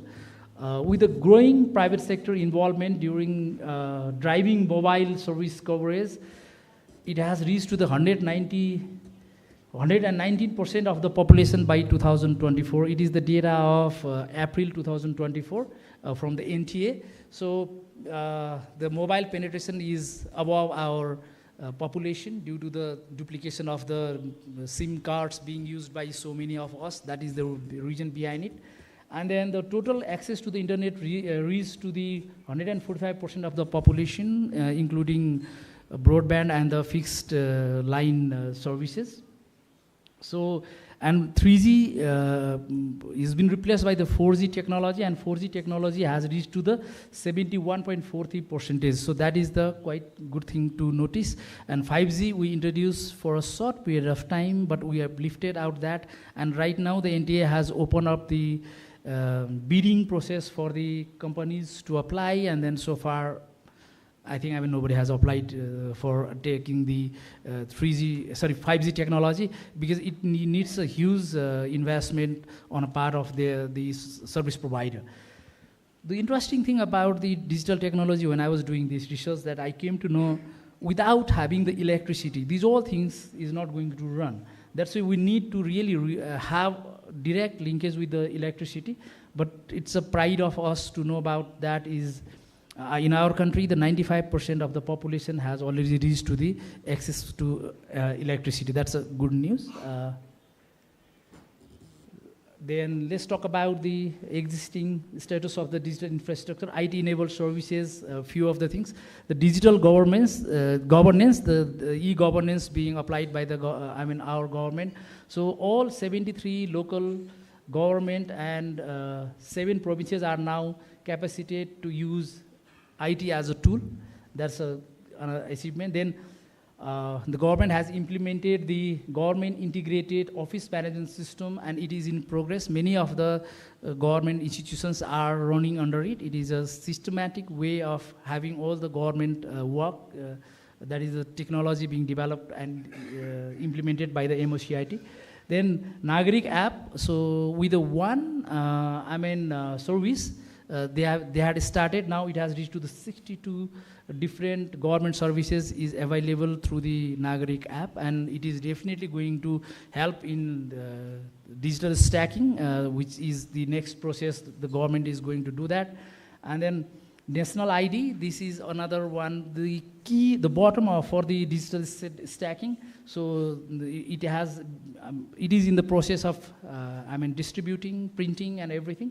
So right now the progress is quite good, and then it has reached to the 64 districts, and by now it must have reached to the 70 plus districts. Where this is the data I took in the March 2024. So regarding the e-commerce, actually Nepal has really seen a tremendous growth in the e-commerce after COVID-19. Something comes along with the boon too. So this is what really happened in the digital education, in education sector and the e-commerce. It really increased a lot due to that fact. And then Nepal is the 75th largest market for the e-commerce, and it the predicted revenue is $695 million by 2024. Moreover, if you really talk about the platform being used as a service providing, that the Pathao has got approximately 100,000 riders right now, registered with them, and then providing services to the 1 million people. The service of the Pathao is being used by the people. So that kind of things are happening, and there are plenty of other companies also. I cannot talk many things here. So, and the most developed sector in case of the digital technology is the financial services. So actually with the emergence, or with the, eSeva started this service, but right now most of the banks and financial institutions are using, and eSeva Khaldi, they are the pioneer in providing these services. There are 26 different PSPs, payment service providers, and then 9 payment service operators operating in our country. And then there is interconnectivity with the India also, using UPI and NPI, and there is an interconnectivity between these two countries. So it has got a tremendous record that, I mean, within the 4 years' time, there is a tremendous growth that the wallet user has, increased by 2 times, then internet banking has increased by 4 times, then the mobile banking increased by 18 times, and amazingly the QR payment increased by 90 times comparing to the 4 years period, back to the 4 years. So it is the all data based on a Nepal Rashtra Bank's website. So the ICT service provider services, the business process outsourcing and other services are also rising, and then many of the businesses are doing good in this sector. So I'd like to go to the next slide. So let's talk about the interconnection of digital technology with other infrastructure sector. That's what I said in the beginning, that the IT sector is related with all the other sector, and then it has become some kind of a bottom of the whole system. So the agriculture, health, energy management, tourism, financial services, urban planning, transportation and logistics, disaster management, manufacturing, trading, any business you talk about, the IT is essential, and it is really helping, and then it has to have got some kind of relationship with it. That's why creating a very good digital infrastructure in a country is going to ensure that other sectors are also going to grow as we desire to. Otherwise, it is going to be very difficult for us to get the pace or get the progress as we want to have. Then let's try to understand that where we stand. Okay, the Nepal's position in the global IT-related indices, it is being studied and then published by the international agencies, and there are few things which I have brought it here. Like in case of the Network Readiness Index, NRI Index, so there, Nepal stands at 114th out of 134 countries. And the index value is 33.73, whereas number 1 US has got the 76.91, and China stands at 20th position with the score of 67.31. So there are a lot of things we are supposed to work there, and it has got 58 different indicators and then 4 core areas with the 3 different parameters. So these all parameters we need to work a lot so that we really can excel in these areas. That's what we are supposed to do. In case of the EDGI, that is the E-Government Development Index, so Nepal currently ranks 125th out of 193 countries with a score of 0.5117, and the top ranking is Denmark, which is 0.9717, and India is on a 105th position with a score of 0.5883. And our 16th five-year plan also has got a target to achieve 0.600 in 5 years' time, which I felt lower, but maybe very difficult to achieve. The technical people might have given that suggestion. So this is our target, and there are 20 parameters being designed by the government of Nepal in the IT sector for our 16th five-year plan. Then government AI readiness index, we stand at 150th position out of the 193 countries with a score of 30.77, and then the first is USA with 84.80 score, while Bhutan is on. I thought Bhutan, if we put there, it makes more sense. So then it is with 36.88 and having 114th position. Regarding the AI, I think our panelists are also going to talk about it because we had a little conversation before having this session. So far, the MOCIT has written a concept note only, and then definitely that is going to help us to formulate the national AI policy, strategy, and the legal framework in alignment with the international benchmark. So, and let's talk about the global cybersecurity index. Which is very important because the unwanted and unauthorized access to any kind of services being provided through the digital technology is going to harm everybody, users and the service providers. So that's why cybersecurity is the key issue, and it has really threatened a lot of countries also. So we stand on a 94th position with a 44.95 score, and this score actually, shows that we are good in legal. There are 5 parameters with the 20 marks, and then we are good in legal measures, and then lowest on a cooperative measures, and other parameters falls in between. And another is the inclusive digital economy scorecards, where we stand at 46. No, there is no other position. So actually, we have got a tremendous progress. We had 46% in 2020 and 56% score in 2022, reflecting that steady improvement, and is still in the early stages of the the expansion. So we are on that level. Okay, so now some of the initiative being taken by our government development partners, we'll be talking about that. So basically, if we really talk about the systematic way of focusing into the digital sector, there is a digital Nepal framework, which is the one strategy with 8 sector and 80 initiatives. 880 initiative, 880 initiative, strategy has been taken by that thing, and then it really focuses on technology, infrastructure, entrepreneurship, public-private partnership, and skill development. These are the areas, and then the Digital Nepal Acceleration Project, DNA, so which is with the help of World Bank. Now, that is being put on a hold, and then the World Bank is thinking to come up with the Digital Star project. So Nidhi is there. She will be talking more about that thing in when her turn will come. Then 16th plan and the fiscal year budget 2081-82 has really given a lot of impetus to the digital area. And this is the technology decade being declared by the governor of Nepal 2081 to 2091. So, and it has got a lot of programs and plans being formulated and going to get implemented during this year and in the 5-year plan. So this is how Nepal is going to make it as a IT hub and then develop in a greater way.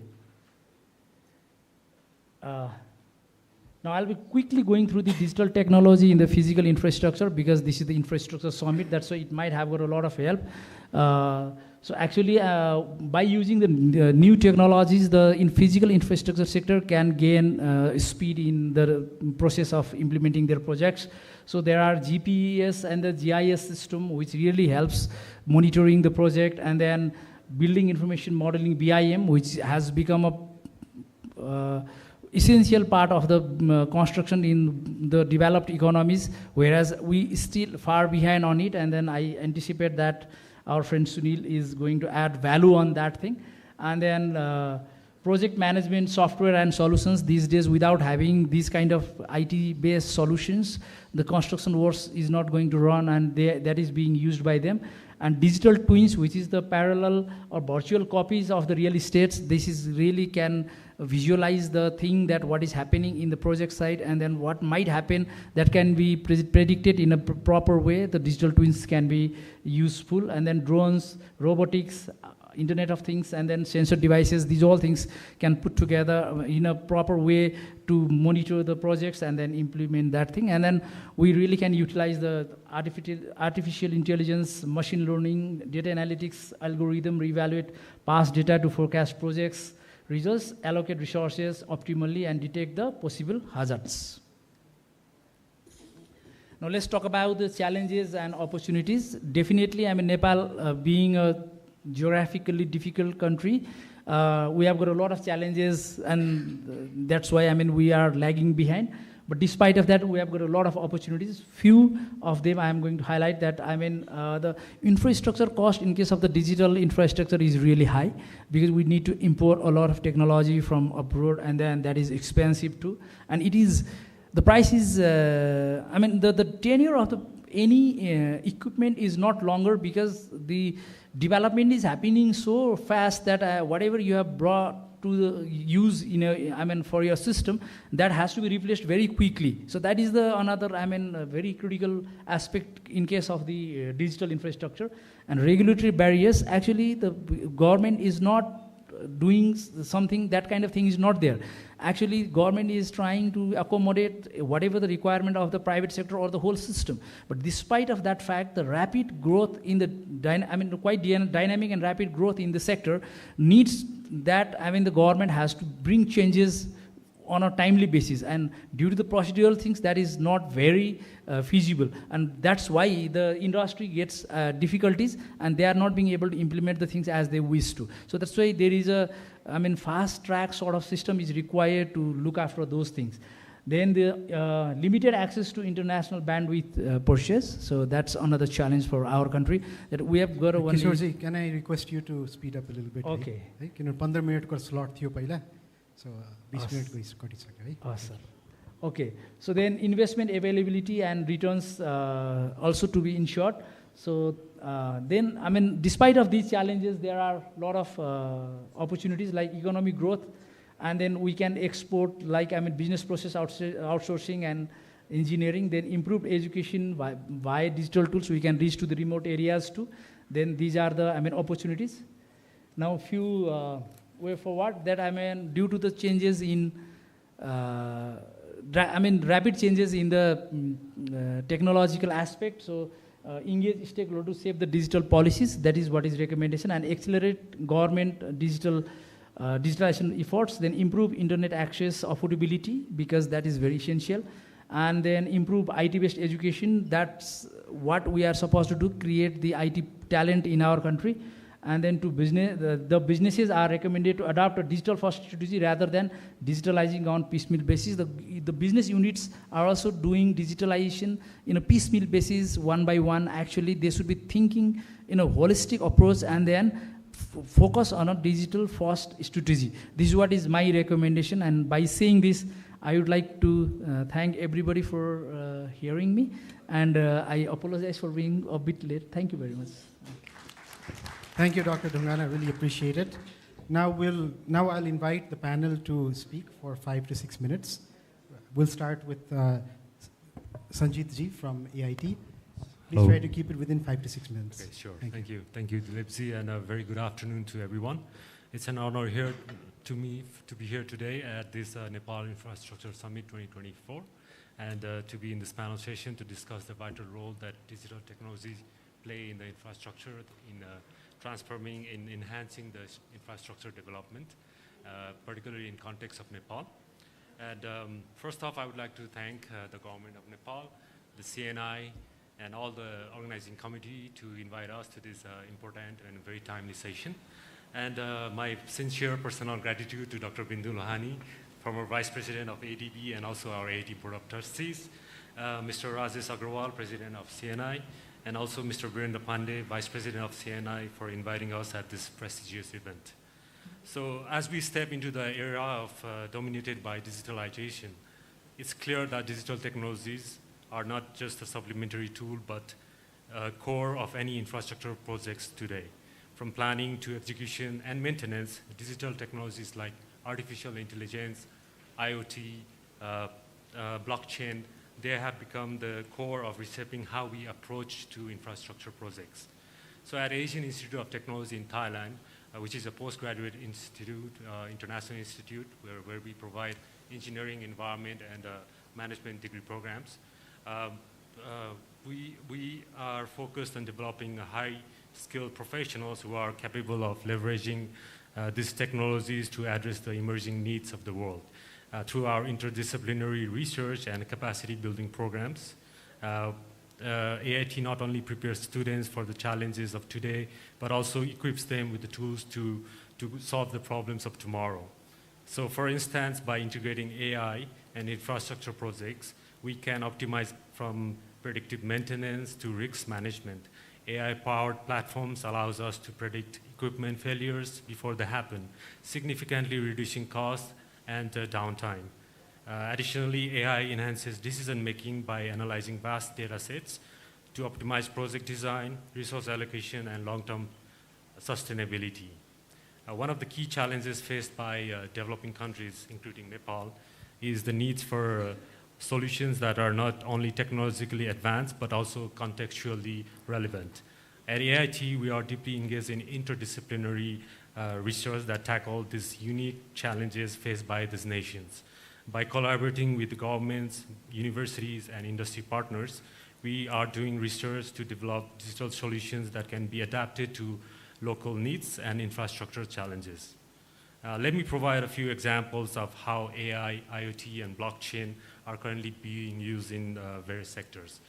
AI is supporting infrastructure by optimizing design and reducing cost.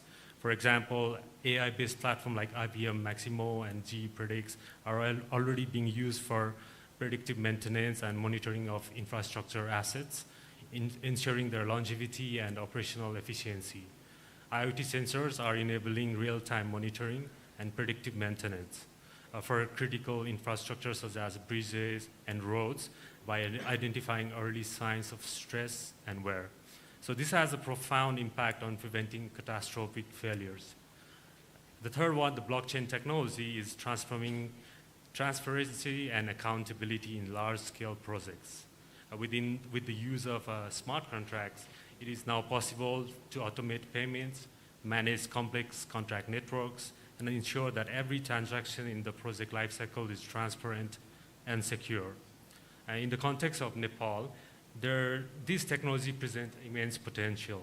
The government and the university can learn and extract knowledge from this interdisciplinary research that is being done in various parts of the world, particularly in the field of digital technologies supporting infrastructure development.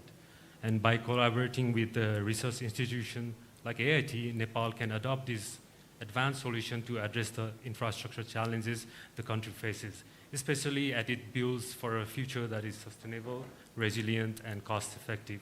One such example I just want to give, one of the research, interdisciplinary research that we have just published is by a student who is a student of structural engineering, but he did interdisciplinary research with the professor of IoT. And they built a cost-effective solution which costs like a very minimal cost, like 15,000 baht to assess the structural health of a building, of infrastructure. So these kind of solutions are being developed in the research institutes like us. And I think that's where the government, the industry, they can learn and they can collaborate with institutes to come up with solutions. So in conclusion, I would say that digitalization, AIT, IoT, blockchain, they are not just innovations. They are the cornerstones of modern infrastructure development. They offer unprecedented opportunity to improve efficiency, reduce cost, and ensure the long-term sustainability. And I believe that working together, universities, government, and the private sector, we can find, adopt, and implement this solution to drive the infrastructure development in Nepal and in beyond. Thank you very much. Thank you. Thank you very much, Sanjit Ji, for informing us on what AIT is doing in the space of managing infrastructure projects using IT tools. Next, I would like to invite Sunil Silwal from Metropolia University in Helsinki to share his knowledge. Thank you.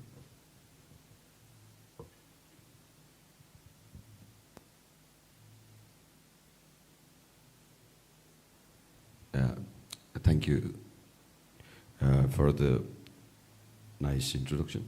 And I'd like to thank the organizers for having me here as a panelist. And to start with, I'd like to thank to all of the members in the desk and respected chair, panelists, delegates, experts, and the professionals in the audience. I'm talking about this digital transformation for the built environment. So we just recently heard about how this AI and IoT technologies are integrated and how it could support. Of course, within our keynote speech also we saw the digital impact in different industries and our rankings. So basically, I would like to talk about this digital transformation first. And whenever we are talking about digital transformation, I would like to cite a really nice definition by one of the researchers in 2019. He states that it's a process that aims to improve an entity by triggering significant changes And the changes is through the combination of information, computing, communication, and connectivity technologies. So how these things are related with our infrastructure sector or the built environment that we live in, stay in, are directly proportional to the things that is happening around. So most frequently considered technology-wise is researched as BIM, which is a developed format of CAD systems in the engineering world. Others include Internet of Things, IoT, digital twin, automation platforms, and AI. So BIM, as discussed earlier, is a developed format of CAD to aid our processes on how we plan, design, construct, and operate our built environment. A recent research related with one of the building, which is around 50,000 square feet, worth $7.5 million US, compared the process of utilizing traditional ways of design and construction against the BIM-based systems, and the findings were pretty much impressive. So overall, it saved around 40% of the design time, around 30% of the construction time, and there were around 35% of the change order reduction that normally happens within the projects because of loss of information or missing information. So if we talk about the significant changes, so when we talk about this digital transformation, it's the process, as said, that it aims to improve an entity, the entity being our infrastructure industry, by triggering significant changes. So what do we mean about the significant changes within our industry? I believe that these within the infrastructure industry today demand use of optimized and developed technologies to support our existing ways of working through the tools like BIM and new technologies like IoT and AI. When we talk about information, it's the key for doing most of the things.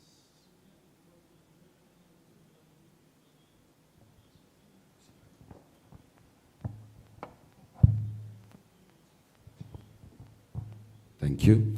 So when we talk about information, it's the key to the thing whenever we want to decide on something. Information plays a very vital role. For example, if you need to travel from here to some other places, we would like to think about how we want to travel. It may be based on our preferences like cost, mode of transport, time or duration, and so on. So normally, information is important in all of the sectors and within the construction industry. So it's mostly used for deciding or supporting decision-making processes. Today, the BIM systems include the information embedded within the tools and the systems that the technologies provide. The computing technologies required to support these activities are already smart enough. We can hear about, or we can already see the development of supercomputers that are able to process, store, and analyze millions of gigabytes of data in milliseconds nowadays. Connectivity technologies are pretty much mature enough. We already hear about 4G, 5G, and its speed. There are startling possibilities that you can upload, download millions of gigabytes within a couple of seconds and so on. So some practical examples how infrastructure projects are planned, designed, executed includes, for example, in planning phase, existing information is nowadays captured using drone technologies or laser scannings. And these information are utilized within the design phase to design the optimized solution for the infrastructure or the facilities.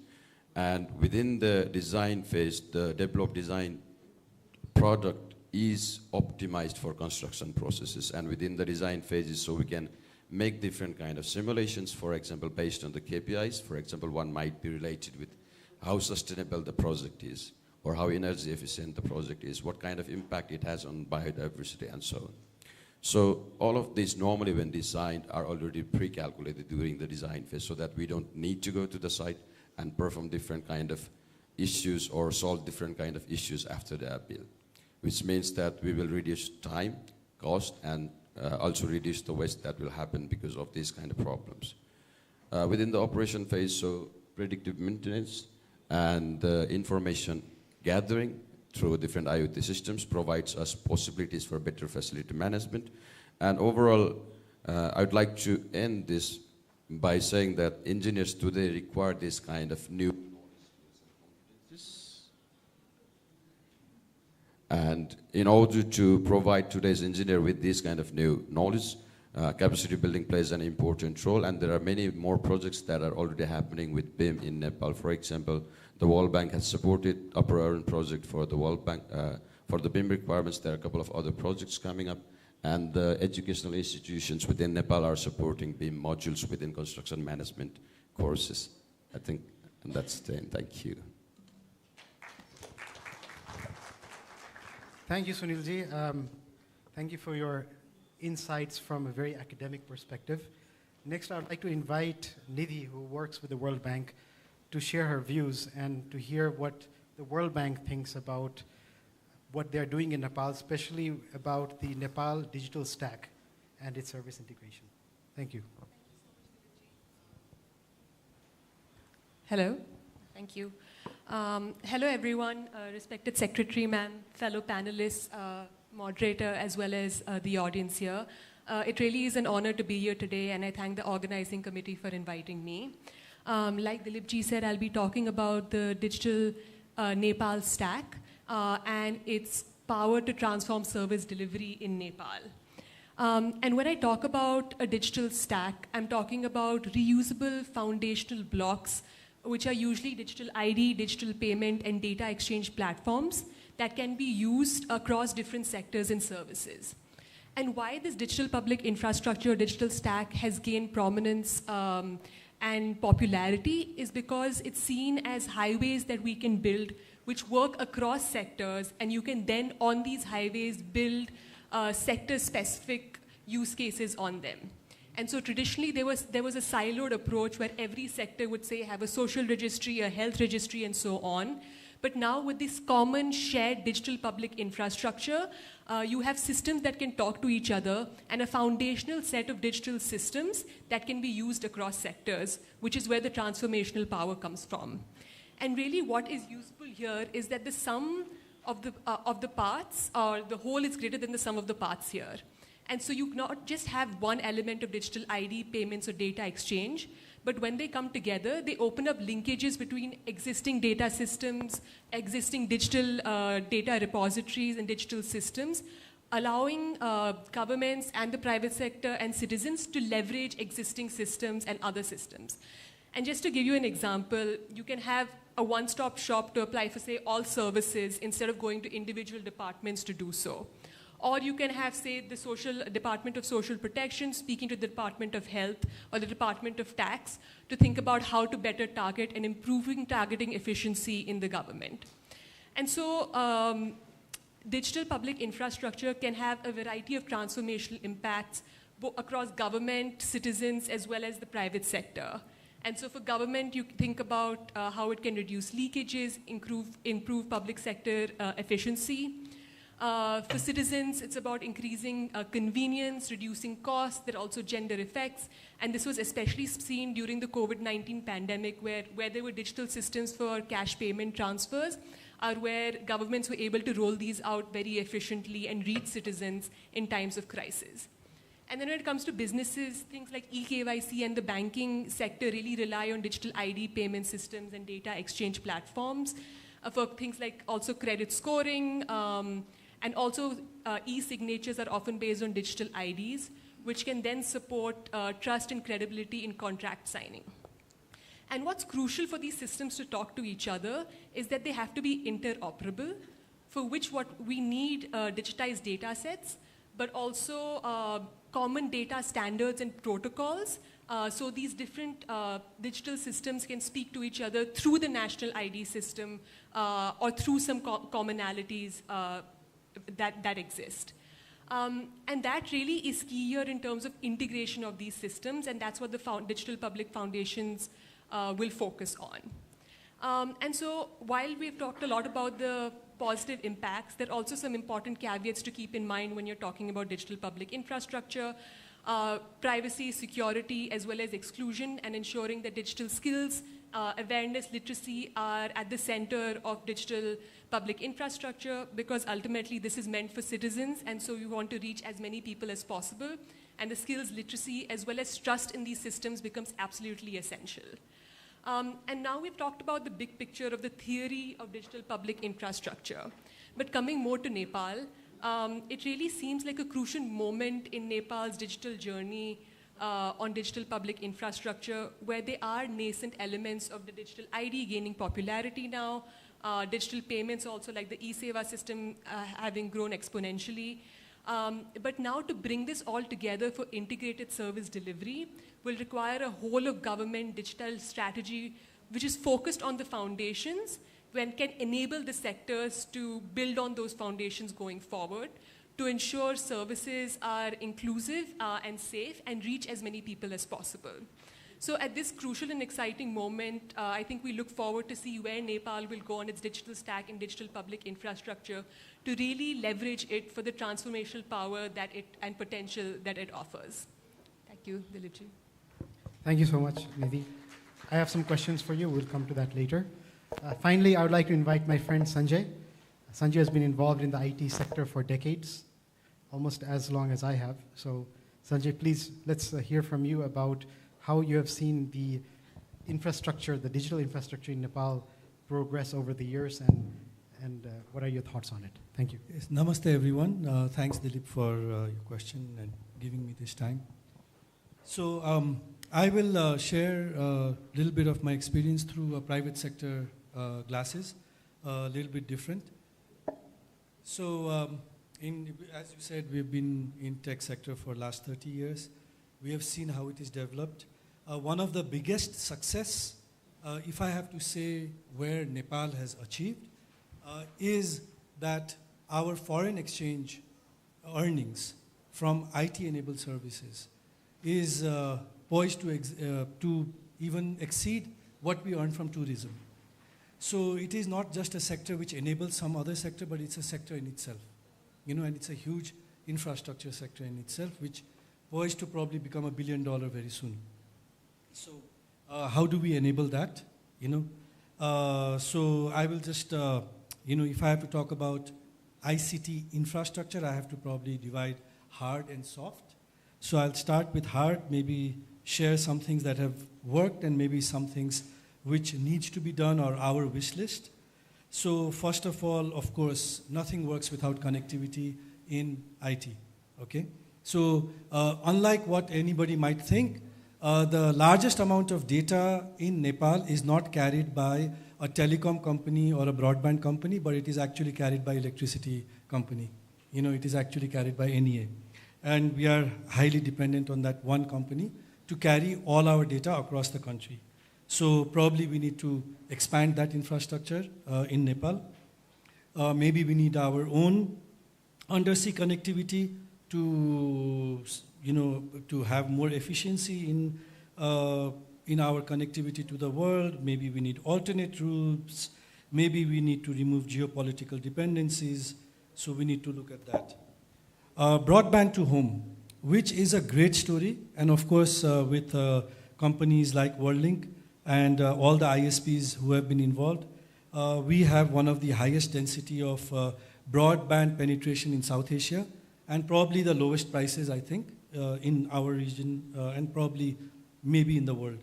You know, but of course, what is needed is more conducive policies for growth instead of, I mean, you know, more easy policies for growth, and maybe even we need to look at an infrastructure company. You see all the hanging wires around the roads. So, but that again should not be done by the government. You know, all this has been done by the private sector. Maybe that needs to be done by the private sector. You know, and how it is to be done with shared infrastructure and all of that. Government's role should be to regulate it. Telecom. We have done amazing work with 4G in Nepal. Maybe we need a third operator to create a competitive environment. So what is needed is that the government probably needs to not squeeze revenue, but better to look at better customer service and better access to the consumers. To To 5G or not to 5G, it's a very big question because 5G, I mean, is required for our country or not. It's a very big debate in itself. Data centers, again, you know, of course, we have GIDC, private ones are coming up.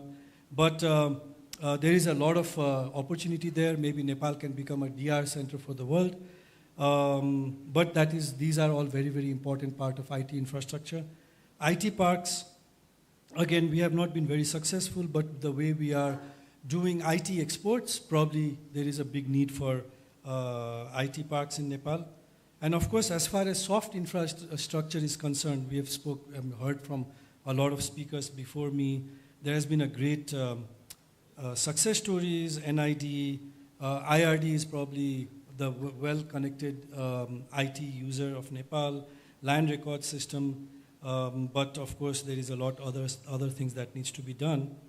But at the end, of course, IT infrastructure depends on skills, and at the lowest of the stack is always skills. So probably the education system, it all comes down to that. So I think that's my experience. Right. Thank you, Sanjay. Really appreciate it. So now I'm going to ask some questions, really quick answers, and then I'm going to open it to the floor, because I am cognizant of the fact that the previous session overran. It's not our fault, but we have to be careful of time. So, Kishorji, tapaiको presentation, your presentation was really good. In the end, you talked about some recommendations. Okay. Now you have been involved in the industry and you've really studied it.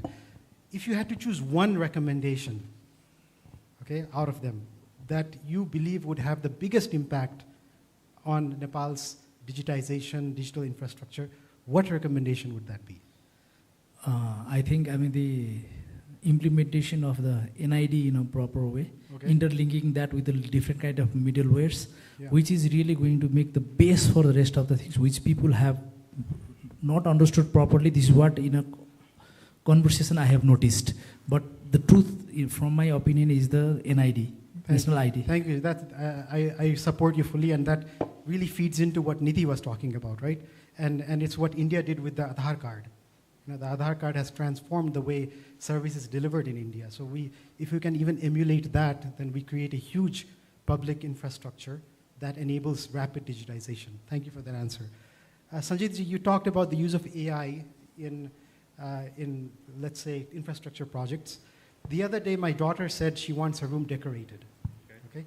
So I went to ChatGPT and I said, ChatGPT, this is the size of the room. I have a 12-year-old daughter. Please design it for me. Okay? And it did come out with some options that are not completely worth throwing away. It's something useful. So then we refined it, we kept prompting it, and we did end up with something. Okay? Do you think this will happen for large infrastructure projects in the future? At the moment, I think like what you just described, how we are using OpenAI, ChatGPT, they're giving you a very basic answers, but there always has to be human intervention at the moment. They are supporting you in decision making, but for the infrastructure projects, I would say they would give you some knowledge, some examples, real world examples, but I think there always has to be, at the moment, some kind of human intervention. No, I agree with you, but let's think of the future. Yeah. Let's say in the future, I'm sure in the future, I need to design Whirling's, big building, yeah, and I go there and I say, this is what we want, this is the land size, these are the building codes, blah, blah, blah, blah, blah, and it churns out some designs. I think, yes, in the future, once the intelligence reaches the next level, I think there will be we'll be in the more problem, I think, yes. Right. What about you, Sunilji? What do you think of this? Yeah, I just wanted to add the similar kind of things. Nowadays, the technology is already there. So let's say maybe we know how to make blocks, let's say a cube. And nowadays, the architectural design applications or the rendering applications are so intelligent. You just put on the prompt, give me a building made of wood, 3 stories, then it will make nice rendering. So for your questions about these prompts and the chats, nowadays it's already there within the design applications. And within the infrastructure planning design application, I have seen that you can define point A and point B and put their KPIs to get out the optimized solutions of, for example, a roads with number of bridges, optimized solutions for these number of vehicles and so on. It's already there. I think one of the most important thing is it depends upon when we're talking about AI, so the data being fed to it, if it is correct or not. Of course, there are we to verify those things, but the technology-wise, it's already possible. Yeah, thank you for that. We'll open it to the floor in a minute. And I want to finally come to Nidhi. You talked about the Nepal digital stack. We see India, and we see a lot happening there, but let's not look at India, because India is in a different league today. Tell me about similar countries to Nepal where such a stack has been implemented, and what kind of benefits has that country reaped from it? Absolutely, and so there's so many countries now that are moving towards digital stacks across the world. So you have South Africa, Kenya, Nigeria, who are looking at digital stacks. You have Estonia, who's another pioneer on digital DPI and digital stacks. And while many countries are moving towards it, there are also vast benefits. And I think, so you can see benefits across what I think of three pillars. So for government, you see benefits in terms of primarily you have increase in the amount of budget you have, because you're reducing leakages, you're increasing administrating efficiency. And so that really allows the government some flexibility and also building credibility of the delivery of services. With citizens, you see that there's increased convenience. They don't have to maybe walk 15 kilometers to access a cash grant. They don't have to go to a bank branch for eKYC. And so that has economic benefits as well to them and reduce costs to them. And we've seen also gender effects. For example, in Pakistan, with direct cash transfers to women, you see that women have more decision-making power, and they have... But if you had to choose one country comparable to Nepal, which country would you choose? Where this has worked? I mean, I think it's difficult to choose one country because what I understand, the Nepali context is so specific, both in terms of the structures and the context. I think there's room to learn from different countries and pick out the best practices, but create it in a way. And I think Nepal is also innovating in a way that other countries haven't. Even if I look at the Nagrik app, they have some features which other countries don't have yet.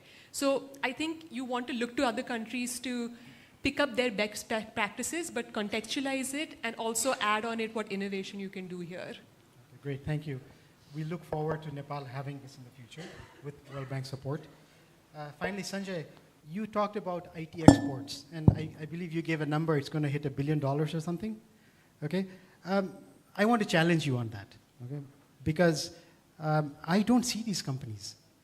I don't see, except for a few very large companies that come in the public eye, and we know that they're operating. I don't really see where are these companies, what are they doing. How credible do you think this information is?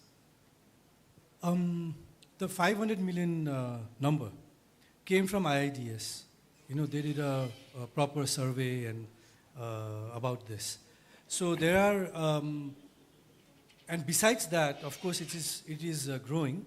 And then there is a huge community of unregistered people, the unorganized sector. The people, the up workers, right? And the young youth, which is working from coffee shops, right? Earning $3,000 to do one project, So these are the this is the economy that I'm referring to, and which is happening. And this is what the economy which is going to stop people from going abroad as well. But because you're challenging me, I mean, of course, who are these companies? There are three kinds of companies. There are American companies, outside companies working in Nepal, employing 2,000 people, 600 people. Yeah, we know about them, right? Yes, yeah. And then there are the small companies which we don't hear about who are employing 50 people, 40 people. There are so many of them. And being in that sector, and because I provide services to them, I know many of them exist in Kathmandu. Yeah, I'm sure that there are large exports happening. Maybe it's not fully realized because maybe a lot of them don't get their money back to Nepal. But there are a lot of people working. I think there's no doubt about it. And there's like friends working from home, and consulting, making software, selling it overseas. And again, thanks to the digital infrastructure that we have developed over the years, we can have people working from remote parts of Nepal and doing that kind of work. So with this, I open the floor for discussions, for questions. Anybody? Yes, sir. तिर mic यहाँबाट mic लगिदिउँ न त just one of the mics.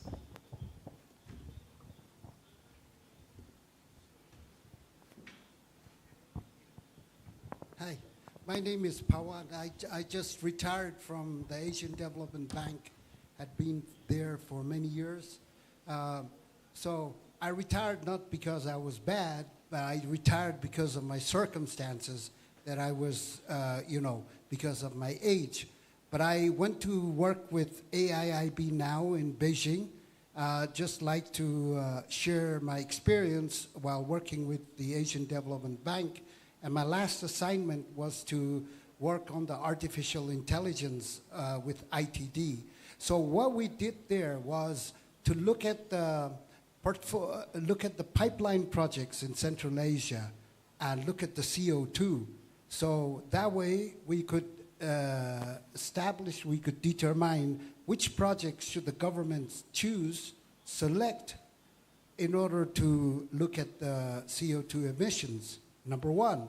Number two was to calculate the carbon emission at the quarry sites, so to make use of the construction materials. The third one was to look at the road safety aspects, the hydrological aspects, the geotechnical aspects. So all this combined was a system called ORIS platform, an algorithm, a digital twin. Now when I moved to AIIB, I said, this is a fantastic tool, let's do it. So we're working now with Bentley, and we are going to use a similar algorithm that would calculate the CO2 on climate change, look at the value engineering, look at the pavement thickness, the railway thickness, and determine what the best fit would be for the infrastructure. So that's what I think for Nepal in the long term, given the geotechnical, the hydrological, the ribbon development, and all these challenges. These kind of algorithms would be really good for Thank Nepal. you, sir. Thank you for your input. Questions, and please let me know who the question is for. Yes. I think we can hear you if you just speak up. Please.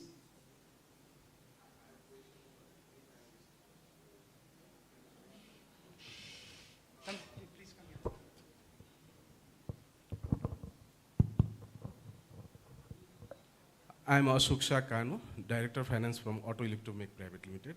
So question is, how AI and data engineering has a scope of infrastructure development in coming decades, so the new entrepreneur can work in this field, and we work with the government and develop our system.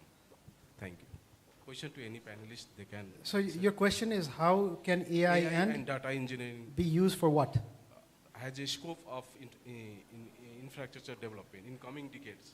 I think we already discussed this. So I think these two gentlemen from the academic side, they talked a lot about how AI and blockchain and digital technologies can be used for. Is there anything else you would like to add? Any, Sunilji?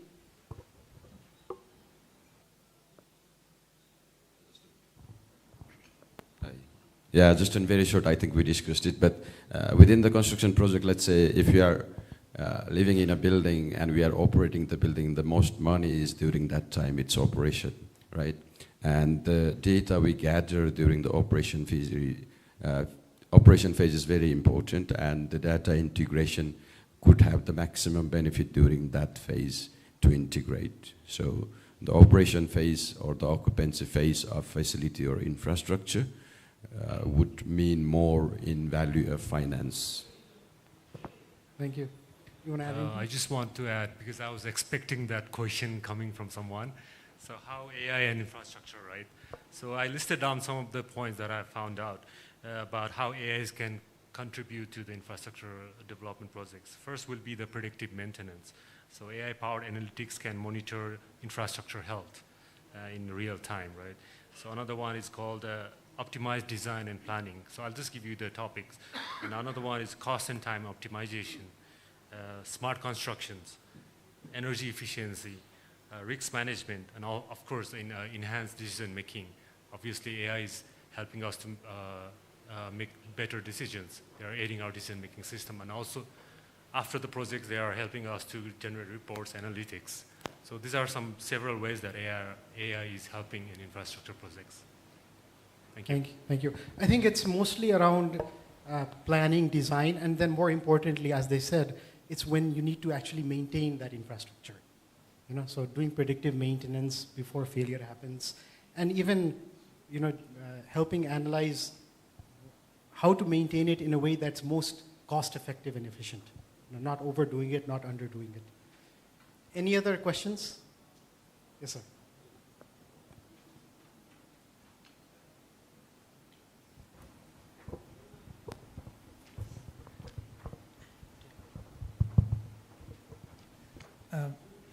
Quickly wanted to direct this question to Ms. Nidhi, and also if Mr. Sunil would like to add on this. I was kind of wondering what kind of role the multilateral organizations like World Bank and ADB could play individually or in collaboration with the local level government, such as in Nepal, the local level governments could play together, or in collaboration between multiple entities or in individual level for digital transformation. Please. And so the World Bank and ADB as well, we're working collaboratively very closely with MOCIT on the digital project. So it's a big area of commitment for us, and we're thinking about different aspects. So much of what I spoke about today around digital public infrastructure and digital services is an area of focus for us, as well as broadband connectivity, the physical infrastructure there, as well as skills, literacy, awareness around digitization. And so the World Bank is committed both in terms of technical advisory, support on policy reforms, as well as on actual investments and financing under the leadership of MOCIT to push forward the digital transformation agenda in Nepal. Like I said, a huge priority for us. Thank you so much for that. So again, because time is of essence, I would like to end the question and answer session. And we have a very distinguished guest with us, the Secretary of the Ministry of Communication and IT. So I would like to request her to please share some of her thoughts, her feedback from this session. Thank you.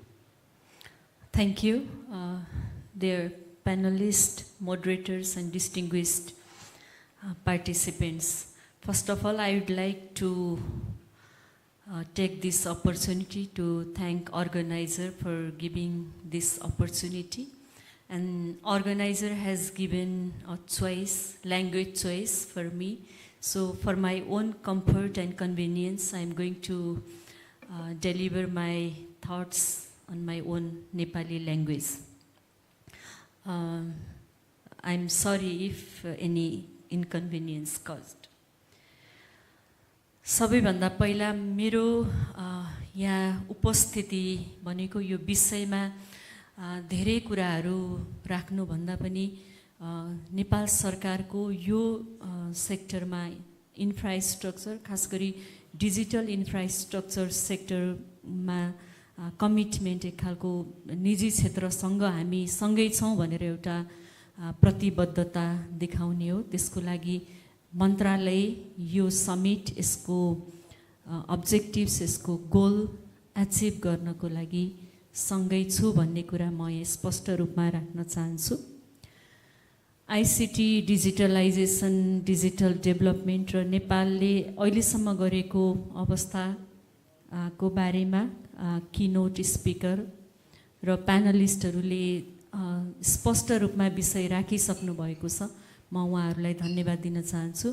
यद्यपि नेपालले प्राप्त गरेका उपलब्धिहरूको तथ्याङ्क केही update गर्नुपर्ने देखिन्छ यहाँको प्रस्तुतिमा। म त्यो अनुरोध गर्न चाहन्छु र प्रस्तुति एकदमै कम्प्रिहेन्सिभ पनि थियो, इन्फर्मेटिभ थियो र प्राइभेट सेक्टर, गभर्नमेन्ट र डेभलपमेन्ट पार्टनर्सहरूको प्रयासलाई यहाँले विस्तृत रूपमा प्रस्तुतिकरण गर्नुभएको थियो। यसको लागि म धन्यवाद र प्यानलिस्टहरूलाई पनि यो न्यू टेक्नोलोजी र नेपालमा यसको युज केस सक्सेसफुल केसहरूको बारेमा बताउनु भएकोमा म धन्यवाद दिन चाहन्छु। र म यहाँ 5वटा कुराहरू मात्रै यहाँहरू समक्ष राख्न चाहन्छु। CNI-ले आई थिङ्क 2 weeks ब्याक एउटा बजेट वाच कार्यक्रम राखेको थियो र त्यो बजेट वाचमा यो ICT पनि one of the transformation sector for making prosperous Nepal भनेर उहाँहरूले आइडेन्टिफाई गर्नुभएको थियो र त्यो सन्दर्भमा मैले मन्त्रालयको तर्फबाट आफ्नो यो बजेट कार्यान्वयनमा एक खालको कमिटमेन्ट प्रस्तुत गरेको थिएँ। त्यही कमिटमेन्ट म यहाँ राख्न चाहन्छु। दोस्रो विषय, मन्त्रालयले धेरै पोलिसी रिभ्यू, रेगुलेसन रिभ्यूको काम गरिरहेको छ र त्यसमा म निजी क्षेत्र र सम्भावित लगानीकर्ताहरू, विकास साझेदार संस्थाहरूलाई फिडब्याकको लागि, सुझावहरूको लागि म यो फोरम मार्फत आह्वान गर्न चाहन्छु। अघि प्रस्तुतिकरणको क्रममा रेगुलेटरी ब्यारियर छ, त्यसको कारणले प्राइभेट सेक्टर यहाँ इन्भेस्ट गर्न चाहिँ अलि त्यति आकर्षित नभएको जस्तो प्रस्तुति गर्नुभएको थियो। ती ब्यारियरहरू चाहिँ पिन पोइन्ट गर्नुभयो भने यो चाहिँ राइट टाइम हो। अहिले यो रिभ्यू गर्ने, नयाँ बनाउने सन्दर्भमा यी विषयहरू आयो भने त्यसलाई चाहिँ टाइमली एड्रेस गर्न सकिन्छ। र अर्को सन्दर्भ केही इन्फ्रास्ट्रक्चर, डिजिटल इन्फ्रास्ट्रक्चरहरूमा मन्त्रालयले काम केही गरिरहेको छ र केही गर्ने प्लानिङमा अगाडि बढेको छ। खास गरी IT हब इस्टाब्लिस गर्ने, इन्क्युबेसन सेन्टरहरू, त्यसै गरी knowledge park, research centre, internet exchange सेन्टरमा काम गरिरहेको छ र यसमा निजी क्षेत्रले पनि लगानी गर्न सक्छ। यो पार्टनरसिपको एउटा राम्रो अवसर हुन सक्छ भन्ने कुरा म राख्न चाहन्छु। र चौथो विषय, ICT को सेक्टरमा हामीले अहिले पनि अरू देशहरूको विषयमा पनि यहाँ सुन्यौँ। इन्डियाको कुरा, बङ्गलादेश, अरू देशको बारेमा सुन्यो, तर हामी यो सेक्टरमा चाहिँ एकदमै प्रिलिमिनरी फेजमा छौँ, प्रारम्भिक अवस्थामा छौँ र हामीले यो क्षेत्रमा लगानी गर्ने थुप्रै ठाउँहरू छन्, थुप्रै अवसरहरू छन् र सँगसँगै हाम्रो लगानीले नेपालको अर्थतन्त्रलाई, नेपालको समृद्धिलाई बढाउन सक्छ। अघि हाम्रो एकजना प्यानलिस्टले अब 2वटा टेलिकम्युनिकेसन सर्भिस अपरेटर छ, अब हामीसँग फ्रिक्वेन्सी स्पेक्ट्रम पनि अभाइलेबल छ, मार्केट पनि राम्रै छ, पपुलेसन साइज पनि राम्रै छ, थर्ड अपरेटर आउन सक्ने अवसर छ। र यस्तै अरू इन्टरनेटको सेक्टर, अरू डिजिटल सर्भिसको सेक्टरहरू पनि एकदमै भर्खरै सुरुवात भएको चरणमा भएको हुनाले अवसर छ। म यो विषय पनि यहाँ विनम्रतापूर्वक अनुरोध गर्न चाहन्छु। र फाइनल्ली यो महत्त्वपूर्ण समिट CNI-ले आयोजना गरेको छ गभर्मेन्टको सहकार्यमा र पक्कै पनि यो समिटमा धेरै एक्सपर्टहरू, एकाडेमियाहरूबाट होइन, इन्टरनेसनल इन्स्टिट्युसनमा काम गरेको, युनिभर्सिटीमा काम गरेको विज्ञहरूले छलफल गरेर नेपालको इन्फ्रास्ट्रक्चरको सेक्टरमा रहेको समस्याहरू, चुनौतीहरूको बारेमा विस्तृत रूपमा छलफल गर्नुभएको छ र केही महत्त्वपूर्ण रिकमेन्डेसनहरू पनि दिनुभएको छ। ती रिकमेन्डेसनहरूलाई कम्पाइल गरेर यहाँहरूले, प्राइभेट सेक्टरले आफूले गर्नुपर्ने काम त पक्कै पनि गरिहाल्छ, कमिटेडै छ र नेपाल सरकारलाई ती सुझावहरू दिनुभयो भने हामीले यसलाई क्रमैसँग हाम्रा नीति, कार्यक्रम र हाम्रो अन्य इन्टरभेन्सनको माध्यमबाट यसलाई कार्यान्वयनमा लैजाने प्रतिबद्धता म दिन चाहन्छु। र यो महत्त्वपूर्ण कार्यक्रममा मलाई मन्त्रालयको तर्फबाट सहभागी हुने अवसर दिनुभएकोमा म पुनः एकपटक धन्यवाद दिन चाहन्छु। र यो कार्यक्रम, यो प्यानल सेसन चाहिँ सकिएको पनि म अनुरोध गर्छु। धन्यवाद।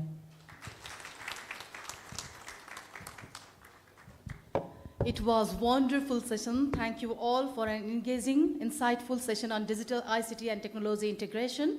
We have had a fascinating discussion on how digital technologies can drive improvements in Nepal's infrastructure. A heartfelt thank you to our chair, keynote speaker, and panelists for their valuable contribution. As we conclude, let's carry forward the ideas shared here today, ensuring that innovation continues to shape our future. We hope this session has sparked new ideas and inspired action toward a digitally empowered future for Nepal's infrastructure. Ladies and gentlemen, please join me in giving a big round of applause to our speakers. We would like to present token of appreciation to our distinguished guest for this vibrant and wonderful session. For this, may I invite Mr. Virendra Raj Pandey, Vice President of CNI, to present the token of appreciation to our esteemed panelist, Chair, Keynote Speaker, and Moderator. Also requesting all the panel to receive the token of appreciation, we would like to thank Ms. Radhika Aryal for chairing this session, ma'am. यहाँको यो महत्त्वपूर्ण समयको लागि हामी हृदयदेखि धन्यवाद ज्ञापन गर्दछौँ. Would like to thank Dr. Kishore Dhungana for his remarkable keynote address.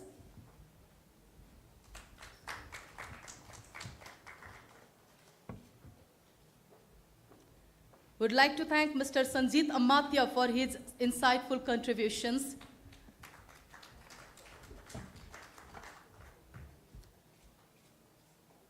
Would like to thank Ms. Nidhi Sunil Parekh for her time and presence on the panel discussion.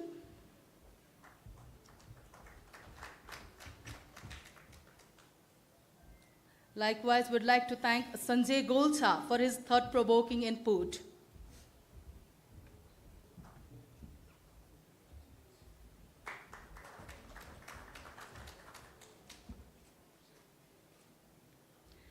And a special thank you to Mr. Dilip Agrawal for skillfully moderating this session.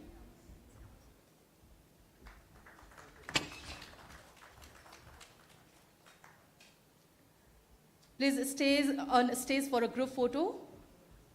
Thank you to Mr. Virendra Raj Pandey, Vice President of CNI. Also like to request him to join the photo session, sir.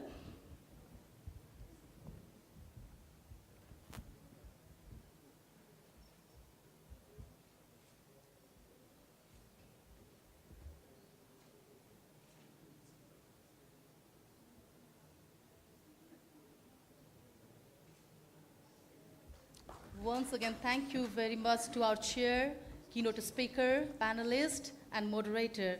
As we bring our deep dive sessions to a close, we have explored 8 diverse and impactful topics through our parallel session. It has been my privilege to guide you through today's discussion. I am Rupa Khadka, and on behalf of the entire organizing team, I extend my heartfelt thanks to all of our participants. BYD Nepal Infrastructure 2024, Build and Trust with Shivam. We are now moving towards the closing ceremony of the Nepal Infrastructure Summit 2024, which will take place at Mega Hall. We also kindly request all participants to visit the stalls. Mr. Sunil Suva, Senior Lecturer, Metropolia University of Applied Science, Finland. Sir, please, I would like to request him to receive the token of appreciation.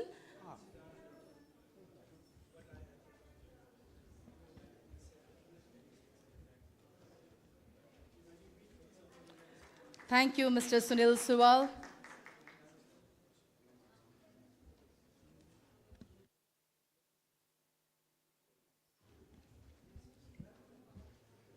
हामी यसपछि closing सेरेमनीको लागि अर्को हलमा भेट्नेछौँ। त्योभन्दा अगाडि हामीले 15 मिनेटको लागि tea break राखेका छौँ। कृपया सम्पूर्ण अतिथिजनहरूलाई हामीसँग पुनः समापन समारोहमा जोडिनको लागि हामी हार्दिक अनुरोध गर्न चाहन्छौँ। We also kindly request all participants to visit the stalls located in the Rose Garden at the back of the hotel, where you will find all the presentations from various sessions. You may also collect a souvenir published by CNI. Our humble request to all participants, if you have used a translation device, please return it to the designated desk. Before that, we will have tea break for a short time. I invite all the participants to kindly join us to the Mega Hall for closing session and summit declaration after tea break. Thank you once again for your participation and enjoy the rest of this summit. Thank you.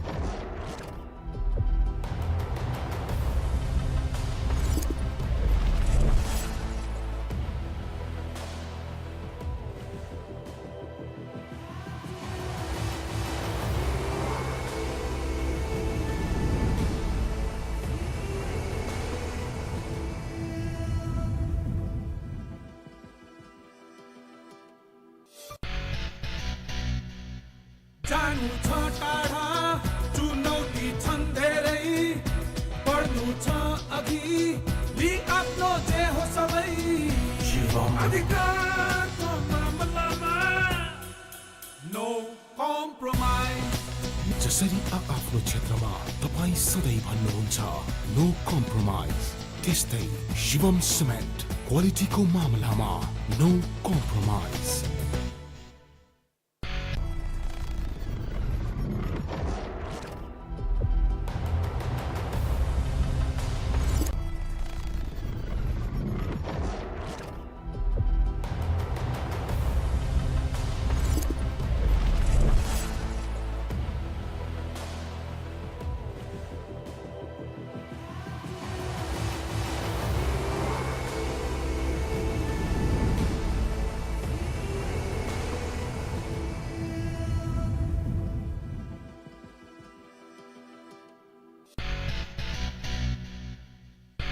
गन्तव्य आफ्नो पुग्नु छ